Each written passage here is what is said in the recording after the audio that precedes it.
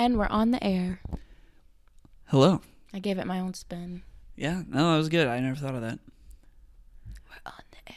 We're on the air. We're on the air. I've got caller number 3. Well, they're supposed to. In the movies, they usually go like, "And we are live in 3, 2." Hit iCarly theme song. Oh my God. Like they don't say 1. Yeah. Yeah. But we're not on TV. We're We're doing a podcast. We're literally recording this right now. We're radio people. We're not radio. Yes, we are. No, because then this would have to be live, and we're not live. People are listening to a recording. I want to have. This callers. is not live. Just so, dear listeners, so you are aware, when you press play on this, you are not summoning us to start talking about this. Do you think like radio stations when topic. they have callers, they like? How do they filter them? Yeah, how do they make sure someone doesn't like say some crazy? There's probably some kind of like 5-second delay or something so that the sensors can get in there. You know? Interesting. I used to be one of those people who would like, when they're like, we're giving away concert tickets. Yeah. Be caller number 10. I know some people that have won those things. Really? Yeah. I would always try and call, and it would be so hard. Yeah, I've only attempted in my life a handful of times. Oh my gosh, when I was a child, I was calling all kinds of radio stations for concert tickets. Oh, I'm like, Chris I never Brown's did it. coming. I never did it when I was a child, but like I would listen to the classic rock station on my way to school. Yeah. In high school, and I'd be like driving, and I'd be like, "Oh, Aerosmith tickets!" Okay, Yeah. Funny. I did once. Me and my sister. Fun fact: we called into the radio and asked them to play the SpongeBob SquarePants like "Rip My Pants" song, and they did it. Wow. How do they just have the rights to that? Like how does that work? I think we had heard it on. I don't know what station it was. I think we had heard it on the station before, and then like we were like, "Oh, we want them to play it again. We want them to play it again." And then they played it. Do people still listen to the radio? Yeah, I mean, if I'm in like someone else's car, like let's say I like am home for the holidays and I don't have my car, but I'm in my mom's car, and I don't feel like trying to figure out like where the aux cord is. Like sometimes you listen to the radio. So I'll just like throw on the radio. I don't think I know how to set the radio in my current car. Like I don't know how to do that. All you have to do is just press radio. I mean, I do know how to do it. My point is that like I've never done it before. So if you asked me like which buttons do you press, like right now, I have no idea. Well, nowadays, like all cars, you can like Bluetooth to connect your phone. But like the old car that I had a black Ford Fusion. I don't know why I described the color of it. I just am used to it. I had a Ford Fusion, and it was 2007, so it didn't have Bluetooth. Right. It was like you had to like physically connect your phone, put in a CD. Yeah. And so like I used to have CDs. Yeah. And like if I lost the aux cord, I'd be like, well, I guess it's the radio, unless I just like play it straight from my phone, which is weird. No, that's what I did for like every car that I had prior to my current car. Yeah. But it's just like with my current car, I've had it for like a year and a half, and I have not listened to the radio in like 8 years probably. So you know what? During Christmas time, I feel like I listen to the radio. Well, I don't listen to radio now in my car, but during the Christmas time, I love listening to the radio because there's this station that like me and my mom are obsessed with this station.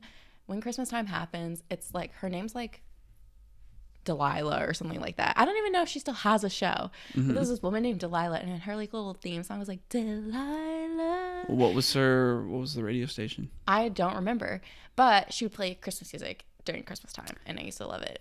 But now I think like they listen to like The Fish. The Fish.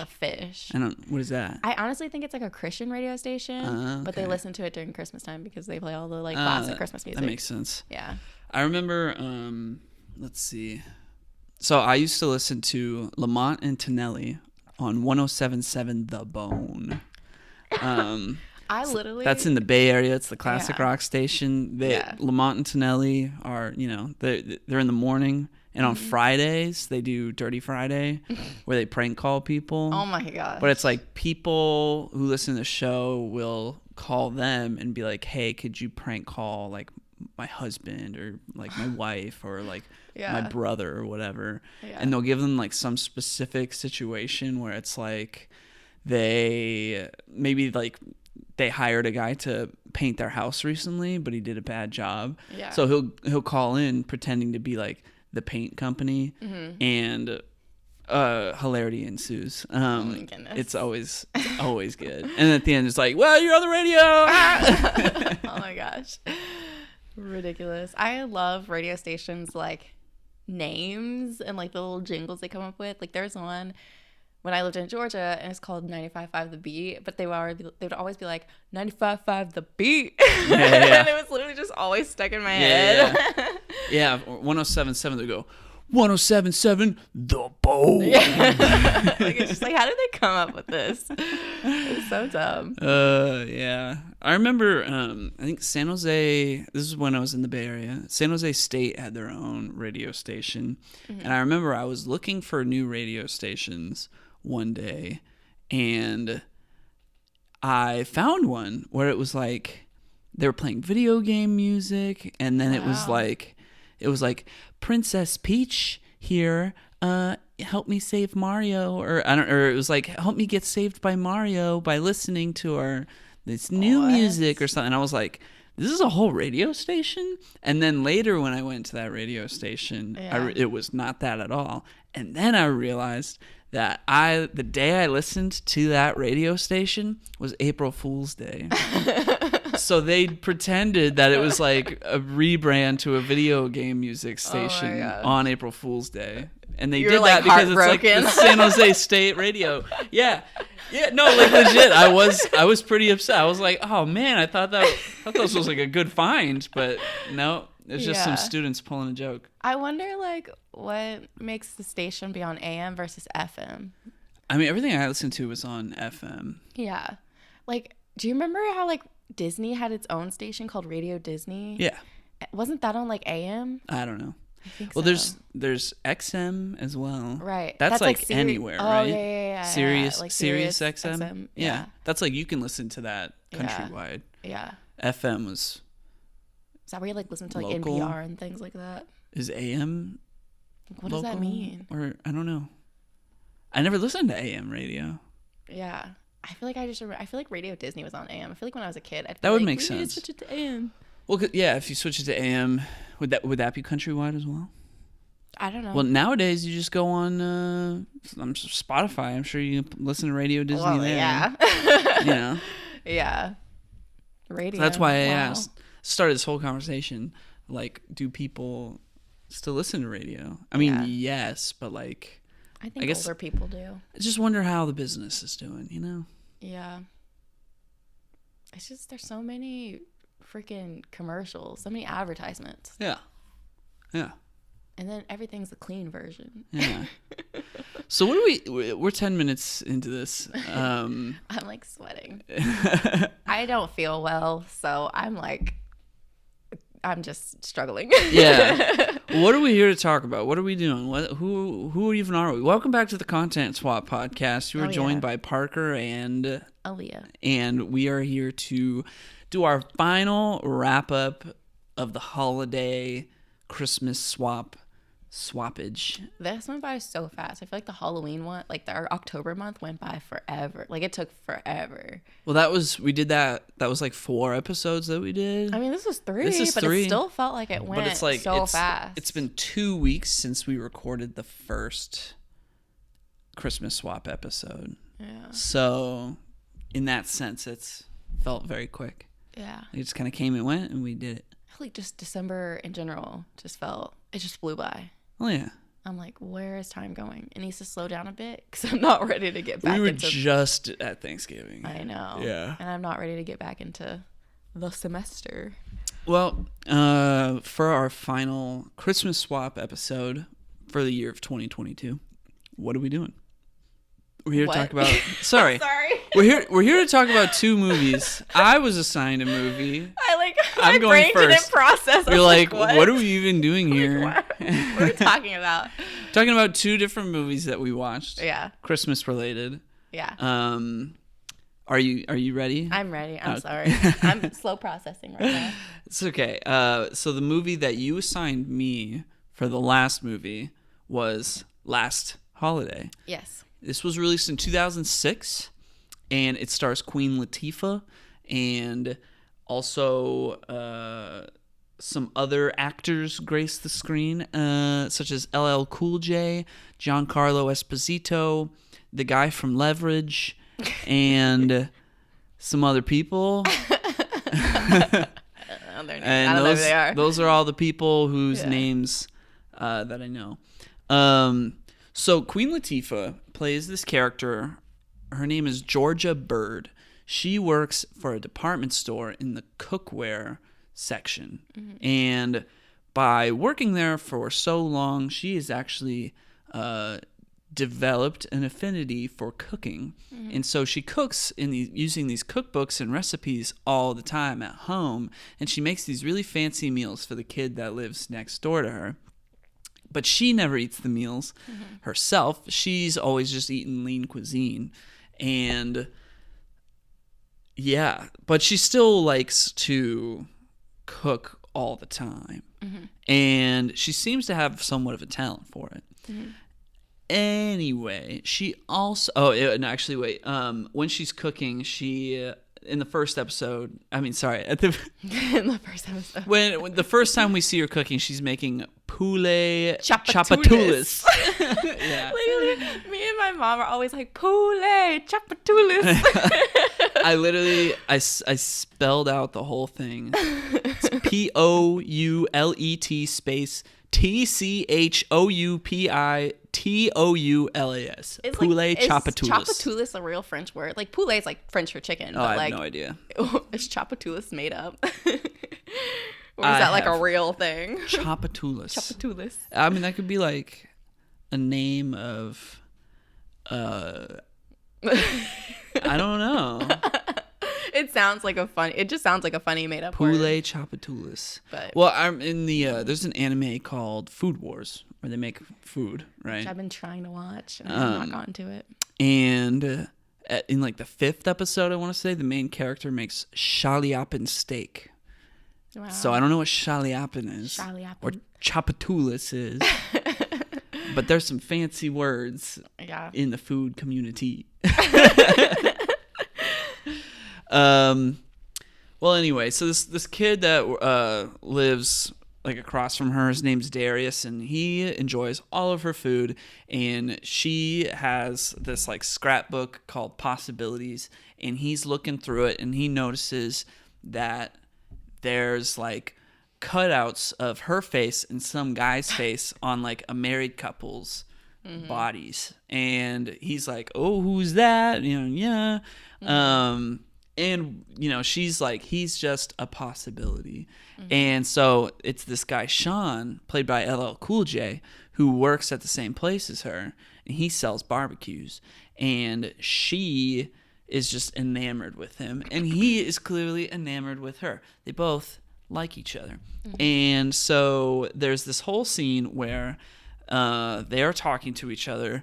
And, she's like, "What's that grill do?" And and he's like, "Well, it's got 3 settings and yeah."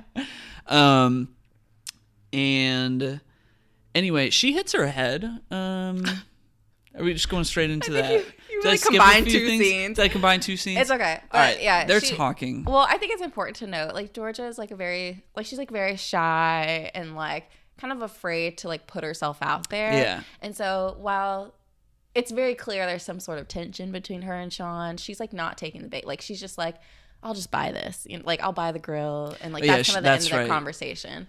And he's like, "Well, you just bought a grill." And she's like she can't figure out what to do. So she, just buys another grill. Yeah, just buys another grill.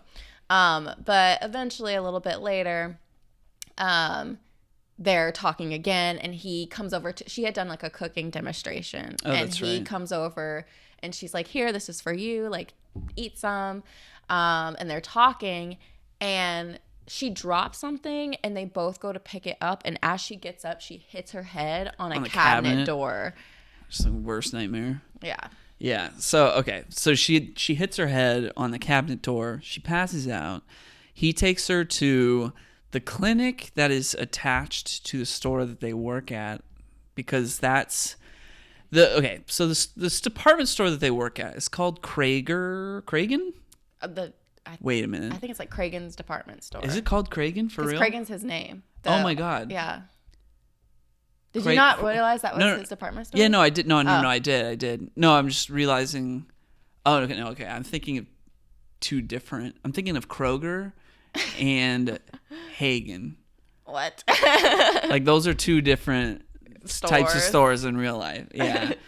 I'm like, oh, Cragen. Okay. All right. No. Sorry. I thought I was just having an epiphany. No. Just getting mixed up. Okay. So Cragen. Yeah. Cragen is the name of the department store that she works at, but there's also a Cragen clinic, and that's where she gets checked out at. Mm-hmm. So I guess there's just like, a hospital, maybe it's like a health clinic.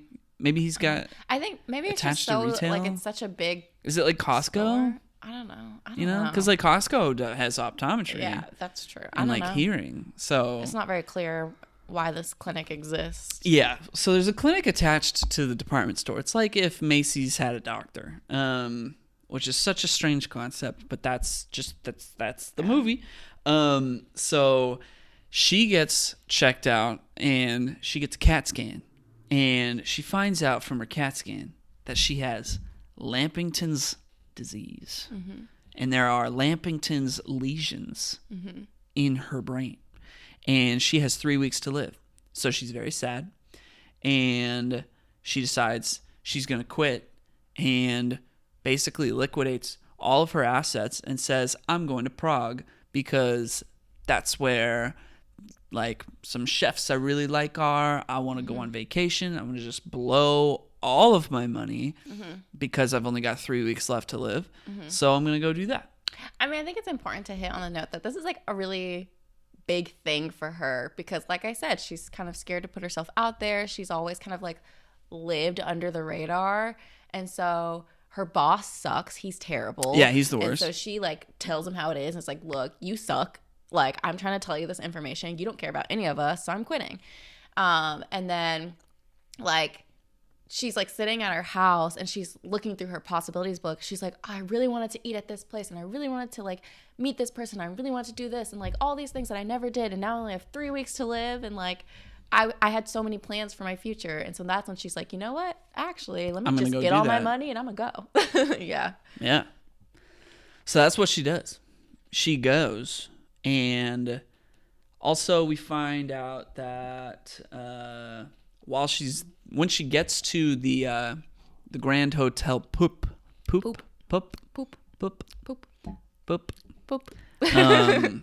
Grand Hotel Poop. I'm sorry. She gets there. She finds out that the senator from where she's from, Louisiana. In Louisiana. The senator from Louisiana, who's also part of her church group, is also staying at this hotel at the same time. And well, I don't know if he was part of the church group. He said he was supposed to visit their church. He was supposed to visit the church. And like the church it's like a church who a lot of the people there voted for him, and so they were really excited to have him visit, and he never showed up. Gotcha. That clarifies things. And Cragen, the man that owns Matthew Cragen, the owner of the place that she used to work at, is on holiday there as well. And then she decides, I'm probably missing some stuff here because the next note I have is, then she goes on a shopping spree. So basically, as she's traveling to Karlovy Vary, is that how you pronounce it? Yeah. As she's traveling to Prague, she like upgrades herself to first class. She takes a helicopter into Prague. Oh, that's right. And so people see this helicopter, and rich people, they're nosy. They're like, who's that? What's going on? The last time someone showed up by helicopter, it was Elton John. Yeah, and so she shows up to the hotel, and she's about to check in, and they're like, your room's not ready for another 2 hours. And she's like, my time is precious, because she only has 3 weeks to live. Yeah. They don't know that. And she's like, do you have anything ready right now? And they're like, we have the presidential suite ready, but it's like $4,000 a night. And she's like, go ahead, check me in, like, let's go. And they're like, okay, clearly this woman has money. Like she's somebody. And so it's like this whole thing of like, who's that? Like everyone's trying to figure out who she is. Like all the rich, high class people are like, oh, what does she do? Yeah. And how can I get in on her business? Yeah. And at this point, she sees the senator and she's like, he never showed up for our meeting. And so they're like, oh, she knows the senator. Like somehow she's connected to him. Oh, like yeah, things like that. So no one knows really who she is, what she's about. And she's not really telling anybody. She's not giving them any information. Not that she's hiding it. She's just like going about her business. And she goes on a shopping spree. Yeah. And buys all new clothes. And so she decides to go eat at the hotel restaurant, which is Chef Didier is the head chef there. And he's like in her book of possibilities. She really looks up to him. And she decides she's going to order, you know what? Everything on the menu because he never serves the same menu twice. So she's like, well, let's just get it all in. That's like literally goals. I want to be able to order everything off the menu. Yeah. And so everybody's like, wow, she's got such an appetite. Like, who is she? She can just buy everything on the menu. Oh my gosh.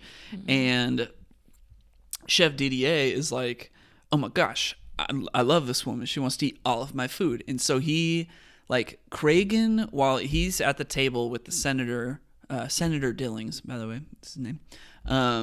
Cragen and Dillings and some other rich people are all at a table, and Cragen is telling his waiter, like, make sure Chef Didier comes and like says hello to us because he's got, you know, a power complex. And then Chef Didier goes and he stops at Georgia's table and he's talking to her, and they're just like laughing it up, having a good time, and Cragen is visibly upset. And it's like, whatever. And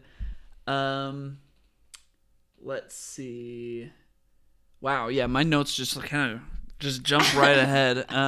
Like my notes then jump straight to her doctor back in the States, acting like he's never had a patient who's died before, because he is clearly stressed. Yeah, like, he sits on the floor at the hospital just like tripping over the fact that like he has a patient who is gonna die and he doesn't know what to do about it. And he seems to have a lot of time to dedicate to thinking about this, which sounds great in real life, but that's just not how there's just no way.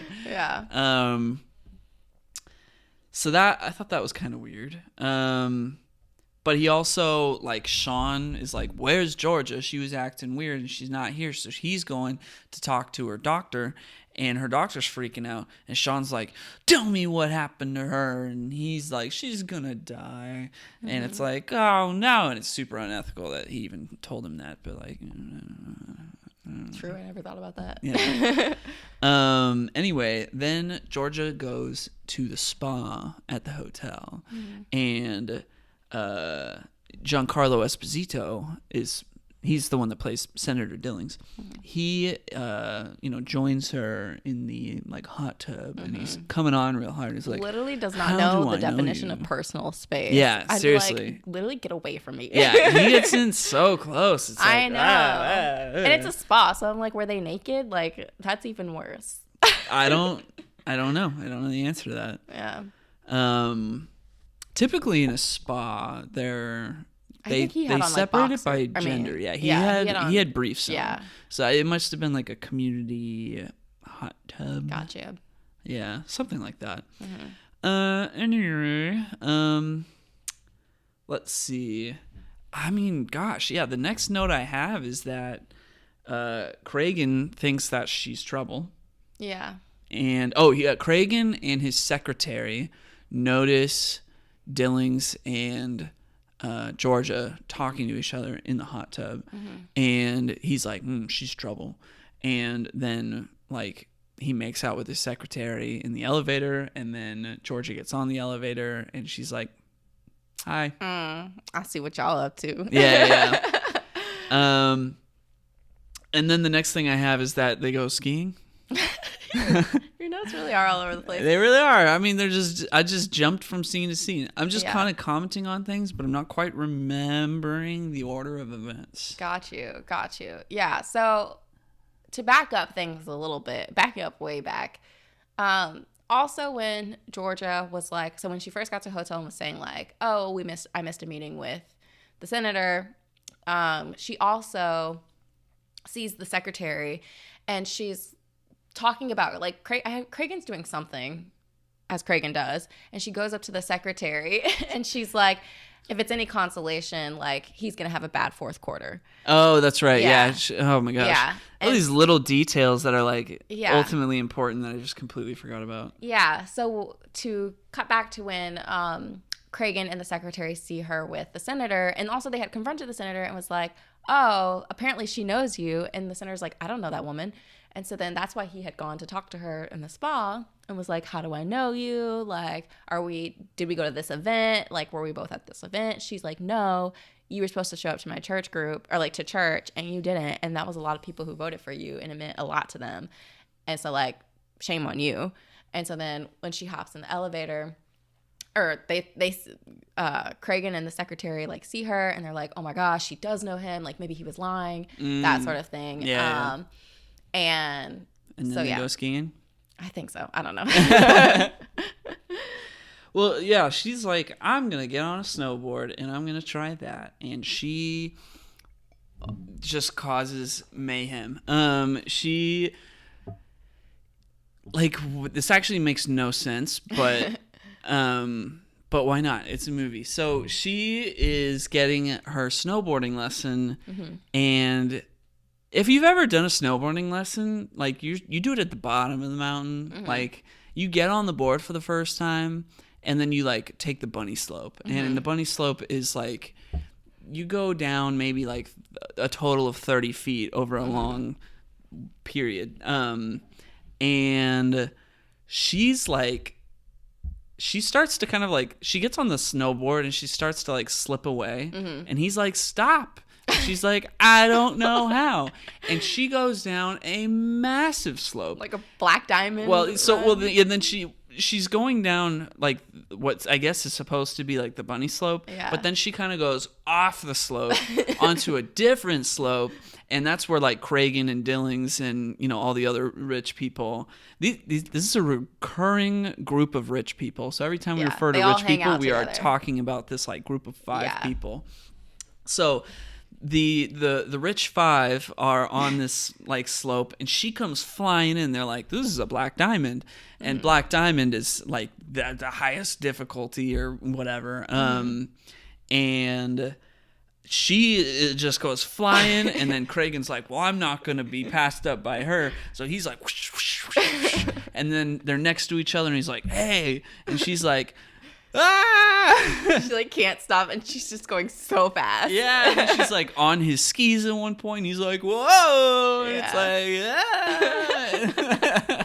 I love how you say that it's like so unrealistic, but that's exactly what I felt like when we went skiing with your dad. Yeah, I get it, but like they were like, they were on the top of the mountain. Yeah.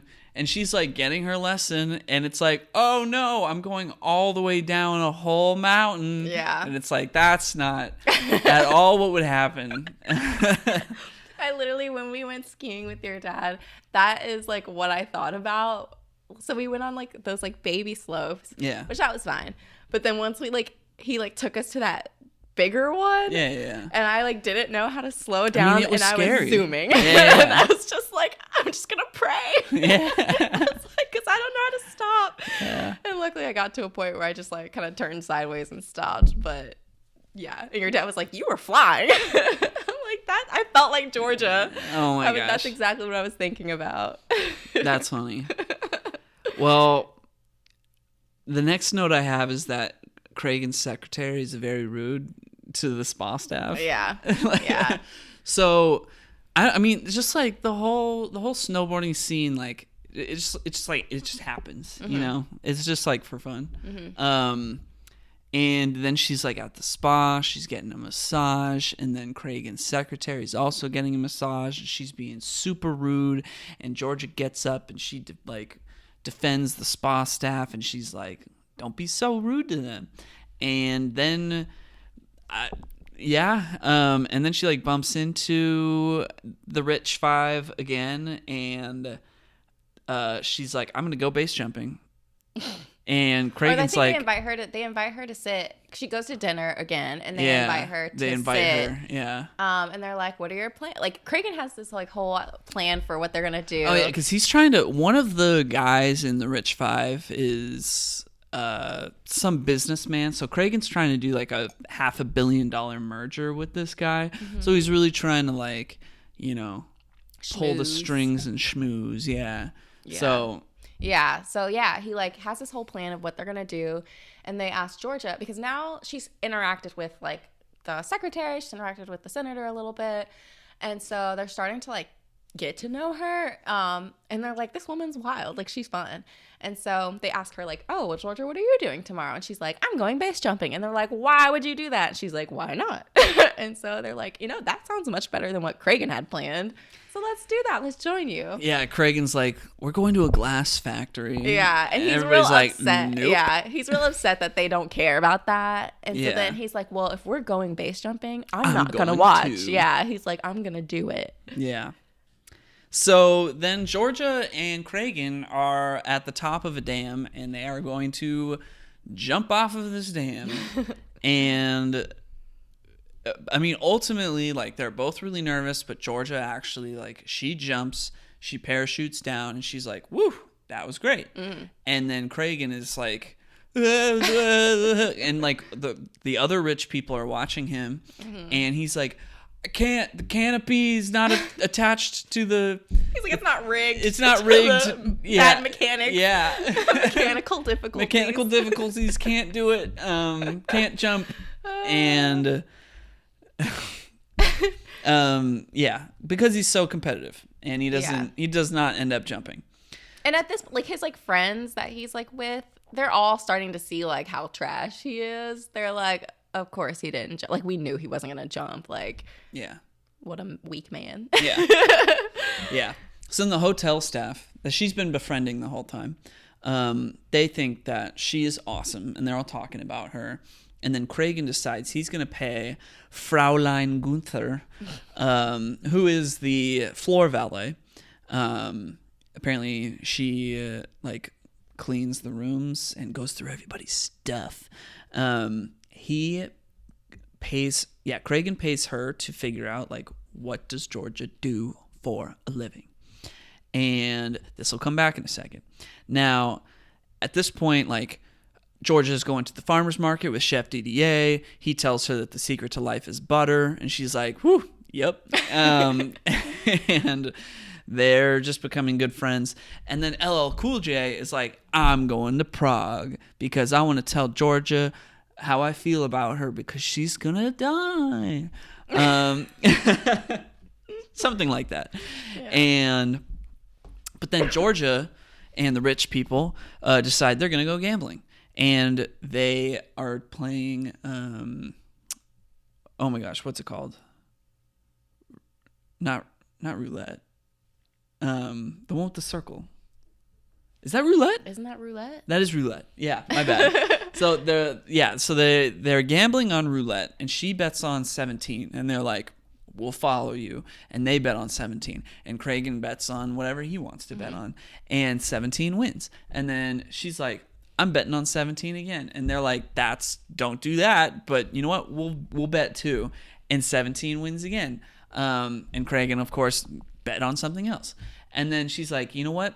I'm going to bet on 17 again. And they're like, what? And she's like, well, actually, my mama died when I was 11. And so she's going to put it on 11. And then, like, they kind of do some shuffling. And then she's like, well, no, you know what? Like, my mom's birthday was on the 17th. So she goes back to the 17. And they go back to the 17. And then she ends up winning a third time. At which point, like, if I was the casino, I'd be like, all right, there's some shenanigans. Yeah. It's like statistically so improbable. And everybody was betting on this. Yeah. But it's meant to be like a, Georgia's luck is turning around kind of moment. And Miss Gunther goes through her stuff, basically figures out her whole backstory and that she is going to die, and ends up talking to Georgia and is like, why are you here with all these horrible people? Why aren't you with people that you love? And she's like, you know what? I've been thinking about that a lot as well these last few days, and I think you're right. And then she like is talking to God. She talks to God a lot in this movie. I forgot to mention that. Like, it happened. Like, it's a recurring behavior for Georgia to like talk to the sky and be like, God, what you doing? I would too. I'd be like, you playing? I'm over here winning all this money and I'm about to die in 3 weeks. Yeah. So then Sean is on his way to see her. He's landed in Prague. I'm assuming he's like never flown before, because he was sweating on the plane. They land on the ground. And he's like, oh my, thank God. So he's in a taxi on his way to see her, and she is in a taxi on her way to the airport. She's like, I should go spend time with people that I care about. But then an avalanche happened to have happened. Yep, that's the sentence. And she can't leave and he can't get in because it's blocking the road. And he decides, you know what? I'm going to walk. And he then starts walking to the hotel. Remember that for later. So then she's like, all right, well, I guess I'm going to stay here. And Cragen finds out that she sells cookware at his store. Because like, he sees what's Fraulein Gunther. He sees Gunther, and she's like, she works for you. That's all I can tell you. Screw you. And he's like, what? And then he does some digging, finds out that she does work for him in cookware at his store in Louisiana. And so he makes this like whole announcement to the rich people that like that's who she really is, and that she's not like, you know, this big rich person. Wait, before you like get into all that. Oh. So after Gunther found out, she tells Didier, Chef Didier, and so they're the two that know. And Chef Didier like is talking to Georgia, and she's like, "Oh, did Gunther tell you like?" This is why I didn't want people to know. I didn't want to like bring down anyone. And so he's just like, I'm so appreciative of you. I'm glad we're having this time together. He's short-staffed because of the avalanche, so she helps him cook. That's right. And then after, she joins the rich group for dinner. And that's when Cragen like gets into the whole speech about like who's Georgia, and like everyone's been so enamored, but like look, she's poor. She's a retail worker at my store. Like, she's been lying to us or whatever. And then she's like, yeah, you know what? I never said I was any of that like stuff that you made me up to be. I am going to die. So I'm enjoying myself before I am gone. And that's basically like her whole speech. And then everybody's like, Cragen sucks. So they basically just like leave the table, and they're like, screw that guy. Like, we're done with you. They're done with him. It's New Year's. Let's go, enjoy it with better company. And let's see. And then goodness. And then like he can't, I forgot, it keeps going.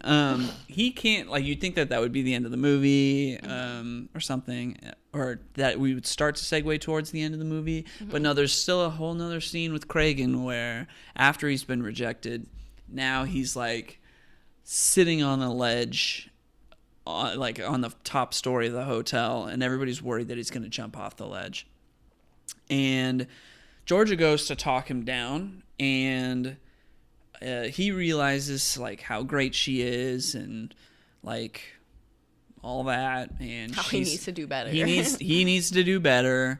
And then LL Cool J shows up, and he's like, "What are you doing up there, Georgia? Here, I'm coming up." Yeah. And he then kind of like goes out to the ledge too, and he's like, Georgia, I have feelings for you. I want to be with you, whether it's for 5 minutes or for 50 years.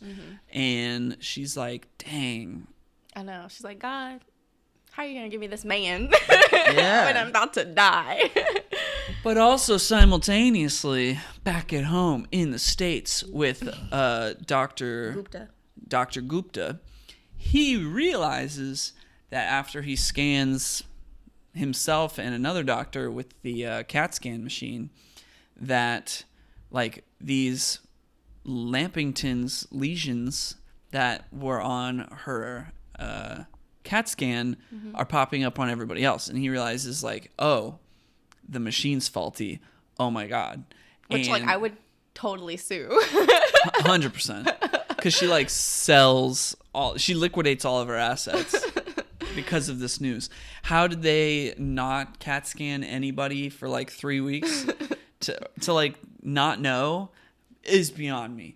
But, so he happened to have sent in a fax to let her know you are not going to die. And Gunther finds the fax. And so after like her and Sean profess their feelings for each other on this ledge, Gunther then pops up and she's like, hey, I got a fax. You're not going to die. And it's like, what? Yay. And everybody's happy. She's going to live. She's going to live. They've got feelings for each other. She opens up her own restaurant called Georgia's, and like, you know, she's got like rich friends, I guess, and Cragen's wife divorces him. His secretary realizes that she's worth more, and she goes to school for business, and his wife leaves him, takes half his money, then the SEC takes the rest of his money, and Georgia opens up her own restaurant, goes off without a hitch, everybody's happy, and that's the end of the movie. And apparently they got married while skydiving. That was kind of like a weird detail that they threw in at the end, where they were like, let's just turn the whole movie into a cartoon. But like, you know what? I really like this movie. I mean, it's supposed to be like ridiculous. Like, it's a comedy, so it's supposed to be, you know, silly and but like still heartwarming. This movie felt like, yes, it was very heartwarming. It was fun. It was a comedy. It takes place around the holidays, so it's kind of got that sense to it. I found myself getting emotional at the end. I felt for the characters, and I was like, I'm really happy for them. I'm loving this happy ending right now. At the same time, and this isn't necessarily like, you know, discounting the quality of the movie, but it very much feels like if I was to like give an AI a prompt to like write me a Queen Latifah holiday movie that was made in 2006, it would give you this, you know, like, yeah. Got you. Okay. That's not necessarily bad. It's just like, it just kind of feels like it's like of corny. Its time. Yeah, it's corny. There's probably a lot of other movies that are also kind of like this that kind of came out around that time. So let me tell you a little fun fact. Oh. This movie is actually a reboot of a movie created in the 1950s called Last Holiday. Wow. So this is... I did not know that. What? Okay. Yeah. So it has been done before. However, so in the 1950s version, the main character is actually male, and his name is George Bird. When they had thought about, when they had considered rebooting it, it was like in around the 90s. They wanted John Candy. That's his name, right? John Candy. Yeah, they wanted John Candy to play George. Sadly, he passed away in 94. So they kind of shelved the project and didn't really think about it until Queen Latifah's agent somehow came across it and was like, what if we do this, but let's change it to Georgia Bird and have Queen Latifah do it? And they're like, yeah, let's do it. So yeah. Well, it turned out pretty good. Yeah. Yeah, I mean, I had this whole impression of this movie for a long time. I remember seeing the advertisements for it and being like, Queen Latifah's base jumping, woo woo, you know. I think Family Guy at one point did a joke about this movie. I wouldn't doubt it. And it was like, let's go back to Last Holiday, and it's like Queen Latifah on a snowboard, like, whoa! And that's like the whole impression I had of this movie. Which that does happen in a very cartoonish, only in movies kind of way, you know? Like, I doubt the original 1950s version had a scene where the man was skiing. Maybe it did. I don't know. But yeah, that's... Anyway, I did like this movie. Yeah. I recommend it. Like, I think an average movie watcher, like a general audience member, would walk away from this movie being like, I liked that. Yeah. I think it's interesting. I feel like in terms of like holiday movies, I tend to love the ones that are just so outrageous. Like your National Lampoons, your Christmas with the Cranks, like this movie. I don't know. I think it's just like, it brings a lightness that we don't engage with often. I feel like we don't engage with like this kind of levity, like comedic levity anymore. And during the holidays where everything's just like so fun and bubbly and happy and joyful, like I think these are the kinds of movies that I tend to like and really enjoy, because it's just, you know, it's the holidays. You just watch the fun stuff, you know? I mean, like, comedies don't really come out in theaters anymore. Yeah. Like, this movie this would go straight to... streaming. Yeah. Like Hulu or Netflix. Yeah.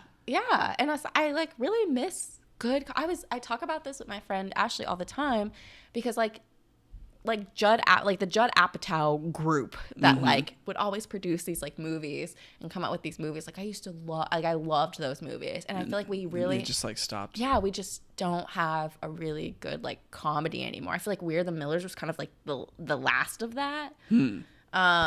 Interesting. What, you don't think that's true? Well, I just think it's interesting that it's like We're the Millers would be the one, like would be when We're the Millers came out. That was like that was very funny. Okay, but what about what was that Amy Schumer movie? Trainwreck? Was that the one? Do people like Amy Schumer? No, but at that time, I mean, sorry, Amy Schumer. But like at that time, this is actually now the second time we've badmouthed Amy Schumer on this podcast. I mean, I am not an Amy Schumer fan. It just is what it is. But like when that movie came out, audiences didn't already have a pre-existing relationship with Amy Schumer, so some people did like that movie. But like there's like Blockers with like John Cena. I don't know, but my point is that some comedy movies still come out in theaters. I mean, some come out, but we haven't had one where it's like generally agreed on that was funny. Yeah. Like I feel like We're the Millers, pretty much everyone agreed when that came out, like, or a good amount. A lot of people agreed. I might have a hot take here and say, like, I don't think that people view We're the Millers as high of a light as you might. Are you serious? Everyone around me thought it was so funny. Fully serious. Oh my gosh, I love. I mean, it is a very funny movie, and the whole like no regrets thing, like that just that to this day still carries on that's not as even like the funniest part about the movie. I know. And there's like memes and stuff that came from that movie. I know. Yeah. But like I don't. Oh my think gosh. So. Okay. That's fine. But yeah, I feel like regardless, like I feel like the trail end of like your really funny movies is like This Is the End, your Horrible Bosses, right, that sort of stuff, and we don't really have that anymore. I don't know if it's like people are afraid because they don't want. Well, I think now. True. Yeah. I think now with like Marvel movies really kind of like blowing up, the last 10 plus years. It's now just kind of become like almost expected to like weave comedy into your movie wherever you can get it into the movie. Yeah. So it's like like straight up comedy movies are not coming out as much. Yeah. But more blockbuster movies are having more comedic moments. But I hate that because like your Marvel comedy, it's dumb. Like like it's very corny because they're making it like for all audiences. Yeah, including children and things like that.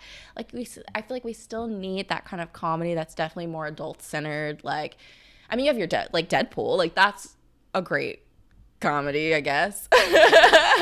but also like that's such a specific like type of comedy. It's a comedy action film. Yeah, like that's so specific. But like I miss the simple, just like there's no big spectacle. There's no like it's not like an action that has comedy sprinkled into it. Like I miss your just pure comedy. That's just dumb. It's silly. It's funny. It's good. Yeah.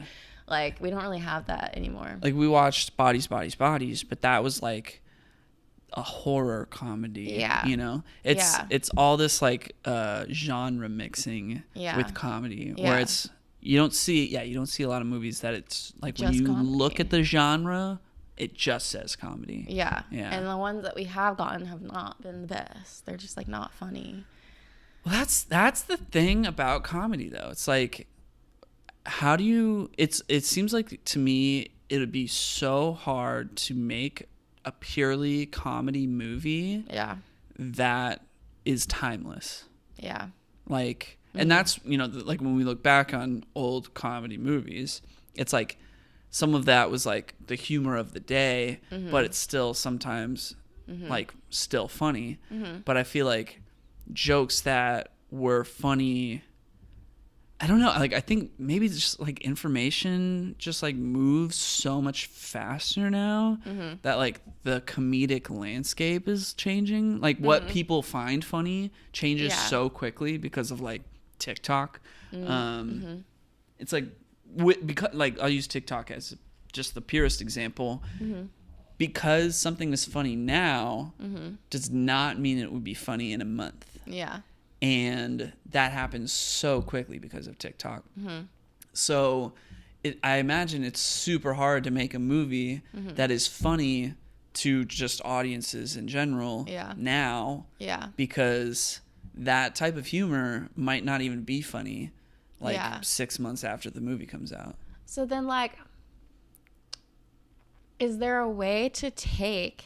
Because there are comedies that like transcend time. Like I think of like Superbad, right? Right. Like that will always be funny. Yeah. Because like it's like a coming of age movie. You know, we all experience, you know, like being an adolescent and like growing up and going like wanting to go to this party and like liking a girl or whatever and like getting into shenanigans like that.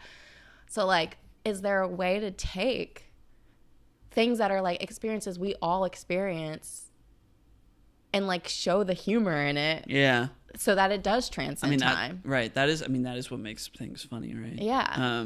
It's like what's something we all can relate to. Booksmart came out. I love Booksmart. That's a good one. That's a comedy. Yeah. That came out like 4 years ago. But even that's like still specific. That's true. I mean, it's like the situation that the characters are facing is very specific to them. Yeah. Yeah. Yeah. But that's a cute movie. I like that movie. Oh my God.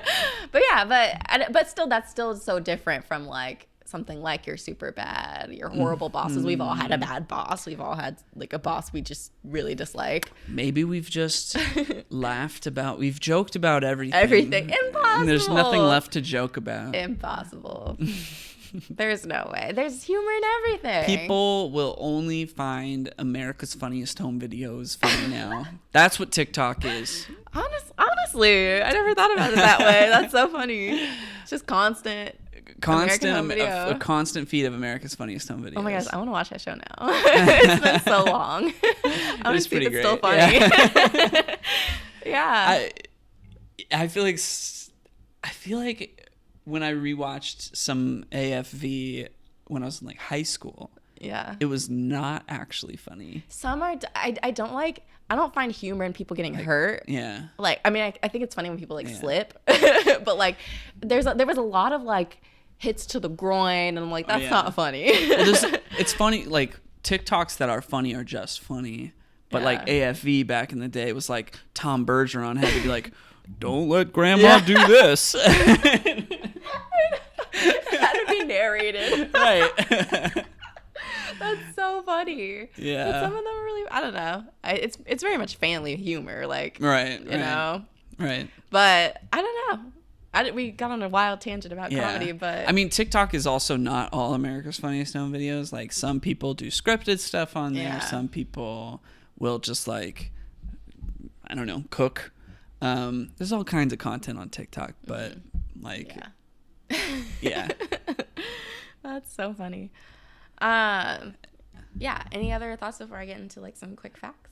No, yeah. I mean, it's just like it was, as you said, like it was refreshing to have this like heartwarming, Christmassy, not full blown Christmas, but like, heartwarming holiday movie comedy. Yeah. Yeah, definitely. I agree. So some quick facts. All of the, if not all, majority of the food that was featured in the movie. So throughout, like we said, it's like she loves to cook. So we see her cooking. We see her, she watches like Emeril, who's like an actual chef on like Food Network, I think. I don't know if he still is. But the things that she makes with Chef DDA, things like that. So the food was created by real chefs, obviously, because it's fancy food. It's not plastic food. Yeah, it's like real food. And they were on the set and like would prepare these things, would like teach Queen Latifah how to like, do stuff so that she looked like she knew what she was doing. Not that she not to say she couldn't cook before. I don't know her cooking levels, sure, but Sure. But all of the meals that they made, they posted the recipes on Food Network. Oh, that's cool. On their website, yeah. So you could make it as well. And to promote the movie. Poulet chapatoulas? I know. We need to find that. I don't eat chicken. I'm vegetarian, but I want to make some poulet chapatoulas. But also to promote the movie, Queen Latifah did also go on Emeril's show. Oh, cool. Yeah. So that's that. Nice. Apparently, the Grand Hotel Poop is also in a James Bond movie in Casino Royale, and it's wait, is the Grand Hotel Poop like a real place? It's a real place. Okay. Yes. Okay. So it's a real place. I thought it would be like a fictional hotel in Prague, but I guess it is a real place in Karlovy Vary. And it was featured in a James Bond movie in Casino Royale, but named the hotel Splendide in Montenegro. Is this in the Daniel Craig Casino Royale or the original Casino Royale? I don't know.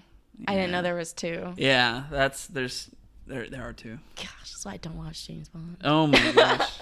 It's too much. It's all the same. I mean, I would believe that it was in both, honestly. Yeah, I don't know. It's a nice hotel. Yeah. So I did look up the hotel because I wanted to see, because she pays like $4,000 a night for the presidential suite. Right. And I was like, oh, I wonder if we wanted to leave today and, well, not today, but if we wanted to leave this weekend and spend Christmas at the Grand Hotel Poop, what are we? The Grand Hotel Poop. Grand Hotel Poop. Poop. Poop. Pip. Pip. Like cook. Pip. Pip. Pip. Anyways, if you wanted to go to this hotel and spend Christmas, how much would we have to pay? Yeah. So it was between €550 and €670, which is roughly like $582 to $709 US dollars. Okay. Is what we'd be paying per night to stay for the Christmas weekend this weekend. Dang. All right. Yeah. That's a lot. However, it did look very beautiful. Yeah. Did you look up plane tickets too? I didn't. Oh. I wasn't going to go down that rabbit hole. Full round trip. If we were to read redo this whole movie, what does a first class ticket cost? Adjusting for inflation. Ski prices, Yeah. spa prices. No, I didn't look up all that. So the last thing I want to mention, in my undergrad, I was a women and gender studies minor, and I wrote a paper about portrayals of Black women in media. And it was basically a paper just talking about like the mammy stereotype, the Jezebel stereotype, all of that stuff. And I had talked about this movie, and I talked about how I felt that this was kind of like playing into the mammy stereotype. I think in your description of the movie, you didn't quite like hit on this that hard, but it is kind of like the central story of really Georgia's character is serving to help these people, help the rich people in some sort of way. And so when she's talking to the senator, she's like, you need to like go back to your roots and like help the people who like uplifted you, like help your own community, because right now you're like not doing any service to those who really like put you in who gave you this privilege, basically, who voted you in as senator. And we did that, so that you would do stuff for us. as a senator. And so like that's kind of how she's like helping him come to that realization. With the secretary, she's like, you're worth so much more than Cragen. Like, you need to, what do you want to do in life? And she's like, I don't know what I want to do. Like, I didn't even get my degree. She's like, go back to school. There you go. We solved it. We solved your problem. So what stereotype does that fit under? Yeah, so I thought it fit in the way I wrote it was that I felt like it fit into the Mammy stereotype. So if you're unfamiliar with these stereotypes, there's like the Mammy stereotype, which is basically this like motherly figure. She's basically there to help people. Like, she's there to be a mother to people. Oftentimes she's a very like asexual character. Like, they don't really play into her own sexuality, things like that. She's very nurturing. So you have that. You have the Jezebel, which is like the over-sexualized, like Black woman stereotype. Okay. I don't know. Okay. You know, I can't think of an example right now, but that character. And then there's also the Sapphire character, like stereotype. And that's like the angry Black woman stereotype. Like, they're just very abrasive, aggressive. I hate to like say those terms. Ugh, makes me feel icky. But yeah, so those are the three like main stereotypes that a lot of Black roles like pop up. And so yeah, so I felt like when I wrote about this movie in the paper, it was just talking about how like this is her sole purpose. She's here to help rich white people, essentially. Right. The senator's Black, but majority of the characters are white. And through that, like she's not playing into like her sex, like she's not playing into the fact that like she's having, like she wants to have this romance and like things like that. Of course we get the snippets, like at the beginning we see she likes this guy, at the end she gets the guy, but like throughout the whole thing, like her sexuality is not being like embraced. Yeah, and I mentioned that as well, that like LL Cool J has second billing on this movie, but he's maybe got like 12 minutes of screen time. Yeah. So yeah, that's really not even a focus of the movie. Yeah, like it's really, the movie's her giving her time, the last time, like the little bit of time she has left, to all these people in some sort of way, and she's not really getting anything back from them. She's just kind of like giving herself to these people and changing their lives. True. Yeah. So I wonder how that dynamic, like I guess I wonder if that dynamic is in like the original movie that it's based on at all. I don't know. Yeah. I have no clue. I mean, despite all that being said, I love this movie. Like, sure. I feel like sometimes I feel like I'm that person that's like there was a episode of Abbott Elementary recently where what's the white dude's name? I don't know. I don't remember his name, but he like keeps ruining. He was ruining Christmas for the like Miss Shimenti and what's the other, Barbara. Okay. He's like ruining Christmas because he's just talking about how problematic Christmas is and how it's like so capitalist and like it's all about this thing, and they're just like, oh my gosh, literally like stop. Yeah. We're trying to enjoy Christmas. And I feel like I can be that person sometimes because I just like to pick apart things. But even though I like to critically, dive into these view things, it through a critical lens. Yeah, I still enjoy it. That is part of what we are here to do. Yes. Is to view these things through a critical lens and comment on them in a responsible way. I get scared. People are like, oh my gosh, here she goes on her soapbox about why this is problematic. But no, I love this movie, and I will continue to watch it. It's helpful for people to hear, I think. Yeah. If they've never heard somebody comment on that before, it's at least food for thought, and it's worth listening to. That's what I think. Yeah, that's true. If you listened, if you were currently listening and after everything that you just said went, ugh, then like maybe you should reflect on why. Oh. Yeah. Thanks, babe. Of course. I thought that was really interesting. Yeah. I just learned stuff. Yeah. But yeah, I would be really interested to know if the original George character from the 50s movie has that same dynamic of like helping people in that way. Because if he doesn't, and now suddenly the Queen Latifah version has that then I think really like backs up your point. Yeah, for sure. I don't know. Maybe I'll watch it. I didn't know that it was a reboot of a movie until I got these facts. So I'd be interested to see it and see what the differences are. Wow. Yeah, but that's all the facts that I had. next level type of analysis. I just like remember that paper so vividly because I like wrote about all my favorite movies and was like, this is why these are bad. But I love them, but maybe they're not the best portrayals. That's funny. No. Okay. No. I was about to say I might have written an essay about the movie I assigned you at one point for a film class, but I'm realizing no, I did not. I wrote essays about other movies that Jimmy Stewart's in, but not this one specifically. Gotcha. All right. Well, I guess we should get into it. Yeah. So what did I assign you? Yes. So hold on, let me pull up my notes. Oh, those are your notes. Oh, it stresses me out when we have both our notes on here. Okay, so I was assigned It's a Wonderful Life, which came out in 1946. I'm sorry, excuse me. I just burped. I don't know the people who are in. I don't know their names. It was directed by Frank Capra. It stars James Stewart, a.k.a. Jimmy Stewart. Yeah. And then there's like other people who I guess were kind of a big deal back then. I just I don't know a lot about like this old of movies. The golden age of cinema. Yeah, I'm not as up to speed with the golden age of cinema. Yeah. Except for like a lot of Jimmy Stewart movies. Yeah. Yeah. So I'm going to give a rundown of what happens in this movie. So the movie kind of starts off with, we hear a bunch of people talking. So it's starting off with all these different characters are praying. We're not seeing them. We're just like hearing these prayers. And everyone's like, pray for George. Like there's a little girl who's like, pray for my daddy. Like I'm praying for my daddy. Something's wrong. I don't know what's wrong. And like, I honestly, I forgot about the prayers. Yeah. So everyone at the beginning of the movie, and this is like setting up for like what's about to come. Everyone's kind of like, something's wrong with George. Something's wrong with George. Like we need to pray for him. We need to help him.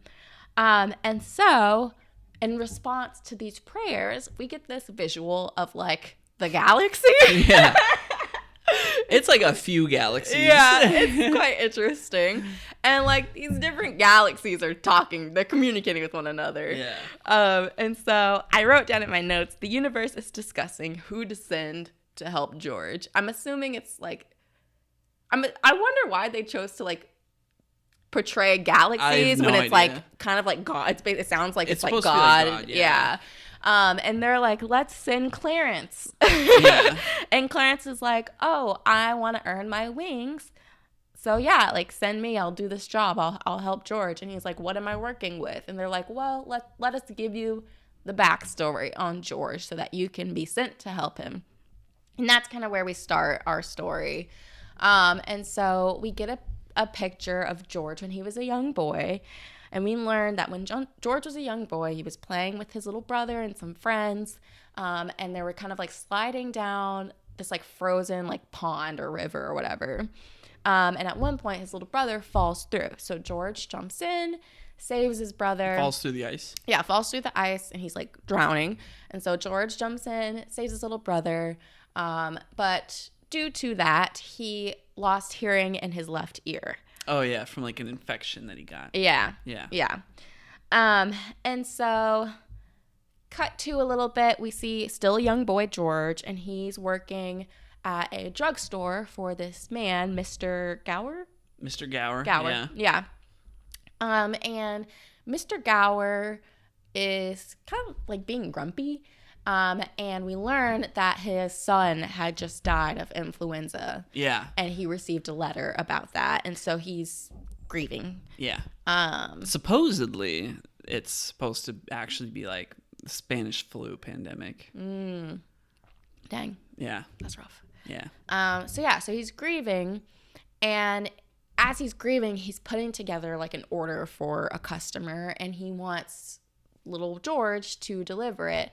But George happens to realize that he had put poison in the capsules, but he doesn't realize it was like accidentally done. And so he doesn't know what to do. And so he goes to his dad to try and tell his dad, like, what do I do? Like, these are poison and I'm supposed to deliver them to this like young kid who's sick. And it's poison. Like, I don't know what to do. But he doesn't like tell his dad. No, he doesn't tell. He's trying to get his dad's attention. He just wants Yeah. And his dad's busy doing business stuff. Well, it's important because his dad works at this building and loan establishment, and this guy, Mr. Potter, is like trying to take him. over. Yeah. He like Mr. Potter owns a lot of the things in the town. Is basically trying to take over the town. Yeah. And so his dad, George's dad, is like, you can't take over my business. Like. Yeah. And he's like, run along, George. Yeah. So he's not paying attention to George. So George goes back to the drugstore. Mr. Gower receives a call from the woman whose order it was, like, where are the pills? Like, my son is sick. And Mr. Gower's like yelling at George, like, what the heck? You were supposed to deliver those. They were due like an hour ago. And George kind of like breaks down and was like, I think you put poison. Like, he like hits George in his ear that he can't like really hear from. And he's like, I'm sorry. I didn't mean to like disobey, but I think you put poison in this. And then that's when Mr. Gower's like, oh my gosh, like I did. Like he like tasted it and he's like, oh my gosh, thank you so much. Like you saved this kid's life. Like I could have gone to jail. He doesn't say this, but you know, I'm assuming that's his thoughts. It's like, I could have gone to jail. Yeah. And so, yeah, so George like saves another person. So we see that George is a really great kid. And so cut to, and he's older now. He's graduating high school, even though this man is literally a 40-year-old man. No. So at this point, he'd actually already graduated high school. Oh. He's 21, and his brother Harry is graduating high school. Okay, gotcha. But anyways, he graduated high school. He is super excited because he always wanted to be an adventurer. Like he always wanted to go out and travel and experience the world. Yeah. He was talking about it even when he was a kid. Yeah. Like he had National Geographic magazine and he's all excited about all the things that the world has to offer. Yeah. He was talking when he was a little kid, he was talking about with this little girl. She'll come back later. Put a pin in that. But yeah. So he's always wanted to go on an adventure. And so now he's preparing to take a trip to Europe for a little bit. And then once he's done with that trip, go to college. And then his goal after college is to basically become like an architect. Like he wants to build things. And so that's his plan. And he's really excited about it, really stoked. And yeah, so a little side note before I like continue on. As we're like watching this like grown up George interact with people, I wrote down George is kind of weird, but also like sweet. Yeah. And so yeah, it was just I was like he's such a strange character, but I'm interested. Like I'm invested on how this goes. I honestly, another side note, I've always heard about this movie. Mm-hmm. I know it's a super popular holiday movie, and I had such a like mental image as to what I thought this movie was gonna be. This completely was not what I thought it was. No. So I was quite invested the whole movie because I was just like, this is not at all what I thought this movie wasn't gonna be about. So anyways, so George attends this like graduation dance. It looks like. Yeah. His brother's graduating, and other people are graduating in the town, and it's a very small town. So he's at the celebration dance, I guess. Yeah. So he's at the celebration dance, and he, one of the guys that goes to school is like, "Hey, my sister really wants to dance with you.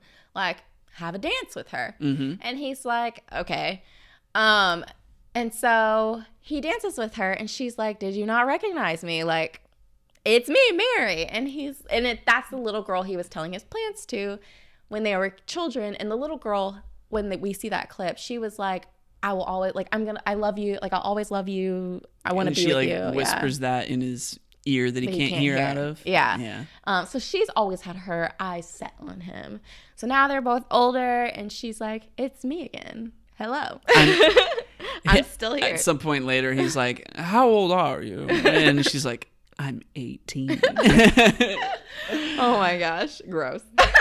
Well, he's "But just a year ago, you were 17. Yeah, fair.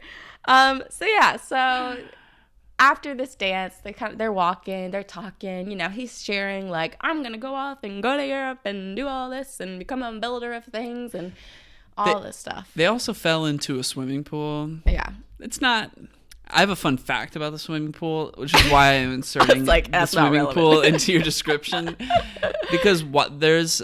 In this gym that they are having this celebration dance at, there is a pool underneath the gym. Mm-hmm. And at one point, the like the gym starts to open up. Yeah. And people like George and Mary are dancing, and everybody's like worried about them falling into the pool, and they don't even notice that there's a pool to fall into, and they're like tearing it up on the dance floor. And then they end up falling into the pool, and then everybody's like, ha ha ha, and everybody jumps in the pool with them. Yeah. Yeah. While we're here, I was like, do you want to just go ahead and share the fact? While we're here, so this swimming pool gym actually exists at Beverly Hills High School. Wow. And at least until the year 2000, it was still in use. Wow. Yeah. What happened in 2000? Well, I bring up the year 2000 because the fact that I read, this was on IMDb Trivia, which is my primary source. It said that you know, at the time of like whoever wrote that piece of trivia, like it is still in use, but you don't know, see the year that was written. Yeah. But it referenced a movie that was released in 2000 that also used the same gym / swimming pool. Got you. So yeah. I thought that was like a really cool pool. I was like, they had that technology back then. Right. In like, Beverly Hills. I'm like, wow. The movie does not take place in Beverly Hills. Yeah. So despite this, there's a common theme of like the town's not doing great. Yeah. But apparently they have such good public funding for the education system that they have this pool gym. So yeah. Yeah, so George and Mary are like walking home after this dance, and he's sharing his dreams and all that kind of stuff. She's just loving it. She's like, wow, yes, give it to me. Tell me all the things. I mean, that is how it goes, yes. Yeah. And he is, I forget, what is he? He's like looking at the moon or something like that, and he tells her to like let's make a wish. And so he makes his wish, and she makes hers. And he's like, what's your wish? And she's like, I'm not going to tell you because then it won't come true. And he's like, just tell me the wish. Tell me the wish. Tell me the wish. She's like, nope.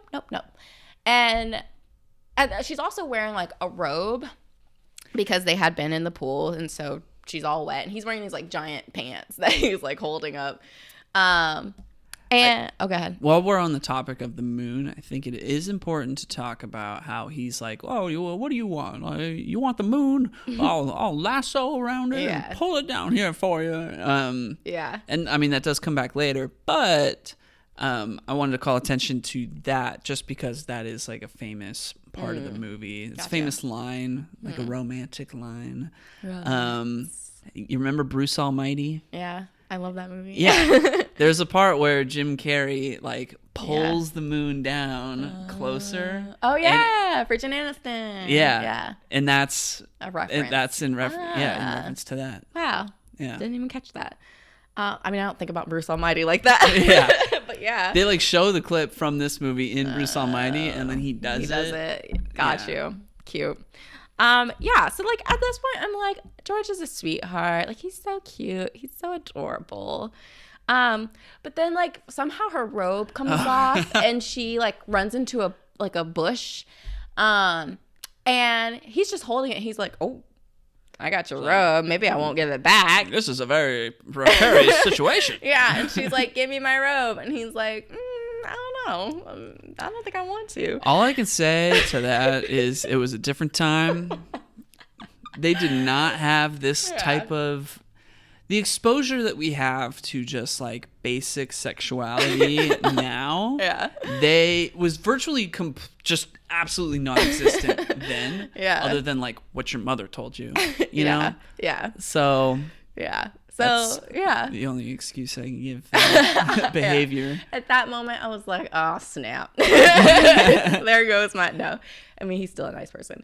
That was just a weird moment. But anyway, while he's doing this, while he's holding her robe captive and she's in a bush, I think it's the like taxi driver, a police officer that comes by, and he's like, "Oh, George, you need to come home ASAP. Your dad just had a stroke." Yeah. And so he's like, "Oh my gosh!" Like throws the robe and hops in the car to go to his dad. And when you say throws the robe, you mean at the bush? He gives it back to her, but he really just sets it down on the bush and just takes off. And then she's like looking through the bush, like, "There he goes."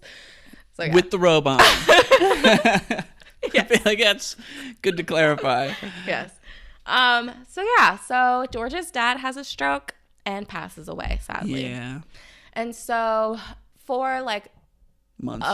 For a few months, George is still in the town. The town's called Bedford, by the way. Bedford Falls. Yeah. So George is still in Bedford Falls, and he had to kind of give up his Europe trip to handle his dad's like business, because his dad owned the banking and building and loan. And so he's kind of trying to like tie up loose ends with that, but he doesn't plan on staying. He still plans to go to college. However, because his dad passed away, this evil businessman, Mr. Potter, is like, I can take over. And people don't want that, because Mr. Potter is going to like ruin the town. Ruin everything. And so they're asking George, they're like, okay, if you don't want Mr. Potter to take over, that means you need to step into like the role of like the CEO of the company or whatever. Well, they were like they agreed to vote out Mr. Potter, but only if you stay, George. Yeah. And so he's like, I don't want to, like, I want to go off to college. I had plans to leave. And they're like, well, otherwise the business is going to like go down the drain, and like people are going to be screwed over by Mr. Potter because he sucks. Yeah. And so he's like, fine, I'll stay in this role until Harry comes back. Because where's he? Oh, Harry's off in college, right? Yeah. So because like the plan was that like George's family they're the Baileys. They don't have a lot of money, so they didn't have a lot saved for him to go to college. But the plan was like he was gonna, give up 4 years, wait for Harry to graduate high school, and then Harry was gonna take over George's position, and then George was gonna go to school, and then after 4 years, Harry was then gonna go to school. Yeah. But his dad passes away. Yeah. And so George, who had, stayed those 4 years, was like ready to go to school. And now Harry was going to like take over his position at helping out at the building and loan. Now, because George was in a position to help sort things out because his dad passed away, now they're like, well, we want you to stay. Yeah. So then Harry ends up going to school after high school. Yeah. And George is all like, well, my friends have gone to school. Yeah. That's my Jimmy Stewart impression. I mean, for those that have seen a lot of Jimmy Stewart movies, they're like, hey, that's pretty good. So now he's like, okay, I guess I'm staying for a little bit longer until my brother Harry comes back from school, and then can take over for me. And that was like the agreement. Yeah. And so he stays, and some time passes, and Harry comes back. So Harry's back. He's got a fiance or a wife. No, he has a whole wife. He's got a whole wife. Yeah. He's got a whole wife now, and George is meeting his wife for the first time, and is like talking to her, and she's like, yeah, I love Harry. My dad loves Harry. He even offered him a job, and George is like, hold the phone. A job, you say? He's like, what is this about a job? Yeah. And Harry's like, well, I haven't taken it yet. Like, I haven't said anything about it yet. But it's very clear Harry's going to take this job. Yeah. At this point, George is like 26. Yeah. Still hasn't gotten to go to school. Yeah. He's trapped in Bedford Falls. Yeah. And that's been the theme of our holiday movies. And so, hold on. I'm trying to remember my notes. So he's stuck still in Bedford Falls, which is making him like grumpy. Like he's like bitter, and he's like, I never wanted to be here. I wanted to go, and I wanted to explore, and I wanted to go to college, and I'm stuck here trying to keep this business alive that Mr. Potter at every turn is trying to like take over. Away. Yeah. But you know who else is back in Bedford Falls? That's what I'm getting to. Oh. So yeah. Let me get there. I know. I just wanted to hype it up. So, at some point, he's chatting with his mama, and mama's like, you know what? I hear Mary's back from college. She's back in Bedford Falls. Ooh. You should go talk to her. But because he's all bitter, because he's been stuck here, he's like, whatever. Like, I don't. He's like, well, Sam Wainwright is Yeah. over the moon about her. Yeah. Her He's mom's like, well, she doesn't like him. Yeah. He's like, she's got a man. Why do I need to talk to her? And basically his mom's like, just go do it. Just go chat. So Mary invites him over. And he's literally being the worst to her. Like, he's being so rude. He's like, I guess I'll come in. And then he comes in and he's like, I don't want to be here. Like, I want to go. And she tried to really like woo him. Yeah, woo him. Like, she like had, I guess she drew it. Like, she drew him lassoing the moon. Mm-hmm. She put on this like song that they were singing when they had left that dance a while back. And she's like, really smitten by him, and he's just being so rude, and it's like hurting her feelings. And so like Sam, the guy who loves her, Sam Wainwright, he's living in New York, and he calls, and like Mary's mom is like, forget about this George dude. Like talk to Sam. Sam's calling. He's calling. Yeah, like pick up the phone. And so she's like, you know what? I'm gonna try and make George jealous. So she picks up the phone and she's like, oh, hi, Sam. Like, what's up? I'm doing great. George is I'm here. Sure that's exactly what she said. Literally, that's exactly what she said. She's like, George is here. And he's like, George, let me talk to George. I haven't talked to George in a while. And so she's like, oh, George, like, come talk to Sam. He wants to talk to you. And George is like, I guess I'll come back in and talk to Sam. So Sam's like pitching both of them this like business venture. In plastics. And he's like, remember a while ago when we talked about plastics and something. I don't remember. Something about like Brazil. Yeah. And plastics. Yeah. It's like, well, we're bringing them here. Yeah. He's like, my dad is going to invest in this thing and we're going to create this plastic company or whatever. And you can come out to New York or whatever. And George is like, why don't you bring it here to Bedford? Because George can't leave.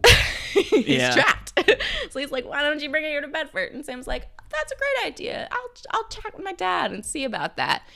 And so they kind of like in that conversation, and in typical old school movie fashion, George like grabs Mary and shakes her and yells in her face and is mean, and then just kisses her. Well, he's upset. Well, yes, that doesn't give you a right to shake a woman. No, of course and then not. Kiss her. Of course not. But dissecting the scene. Why is he shaking her? He is upset because Sam is pitching him this whole idea, and it's like, no matter what he does, he can't get out of this town. Mm-hmm. And he has these dreams that he wants to pursue. Yeah. He likes this girl. Yeah. She's got Sam. Yeah. Sam wants him to, like, stay in Bedford Falls with the plastics. Mm-hmm. And he's just like, no matter what I do, I can't get out of this place. I can't pursue my dreams. And the whole movie, all he's ever talking about is his dreams. And he's like, I want to do what I want to do. Yeah. And that's when he's like professing this to Mary. And that's when he like kisses her. Because he's like, I want to kiss Mary because I love Mary. Toxic. And Mary's like, oh yes, George. Yeah, but like she's like scared of him, but also she's like scared, but she's pretty stoked. The thing I hate the most are scenes where men literally scare the heck out of a woman and then kiss them and it's just all resolved. So apparently, for this scene, Jimmy Stewart was a little nervous about filming it because it was his first on-screen kiss after World War II. Oh, I was like, ever? No, it was his first on-screen kiss after returning from the war. Wow. Returning from the war. Wow. Yeah. So, yeah, I guess he was nervous about it, and they did it in one take, and it was apparently it was like so impassioned that like they had to cut part of it for the censors. Oh my gosh. Yeah. They were like, woo. A little much. He went a little too hard there. Yeah. Oh my gosh. Well, cool.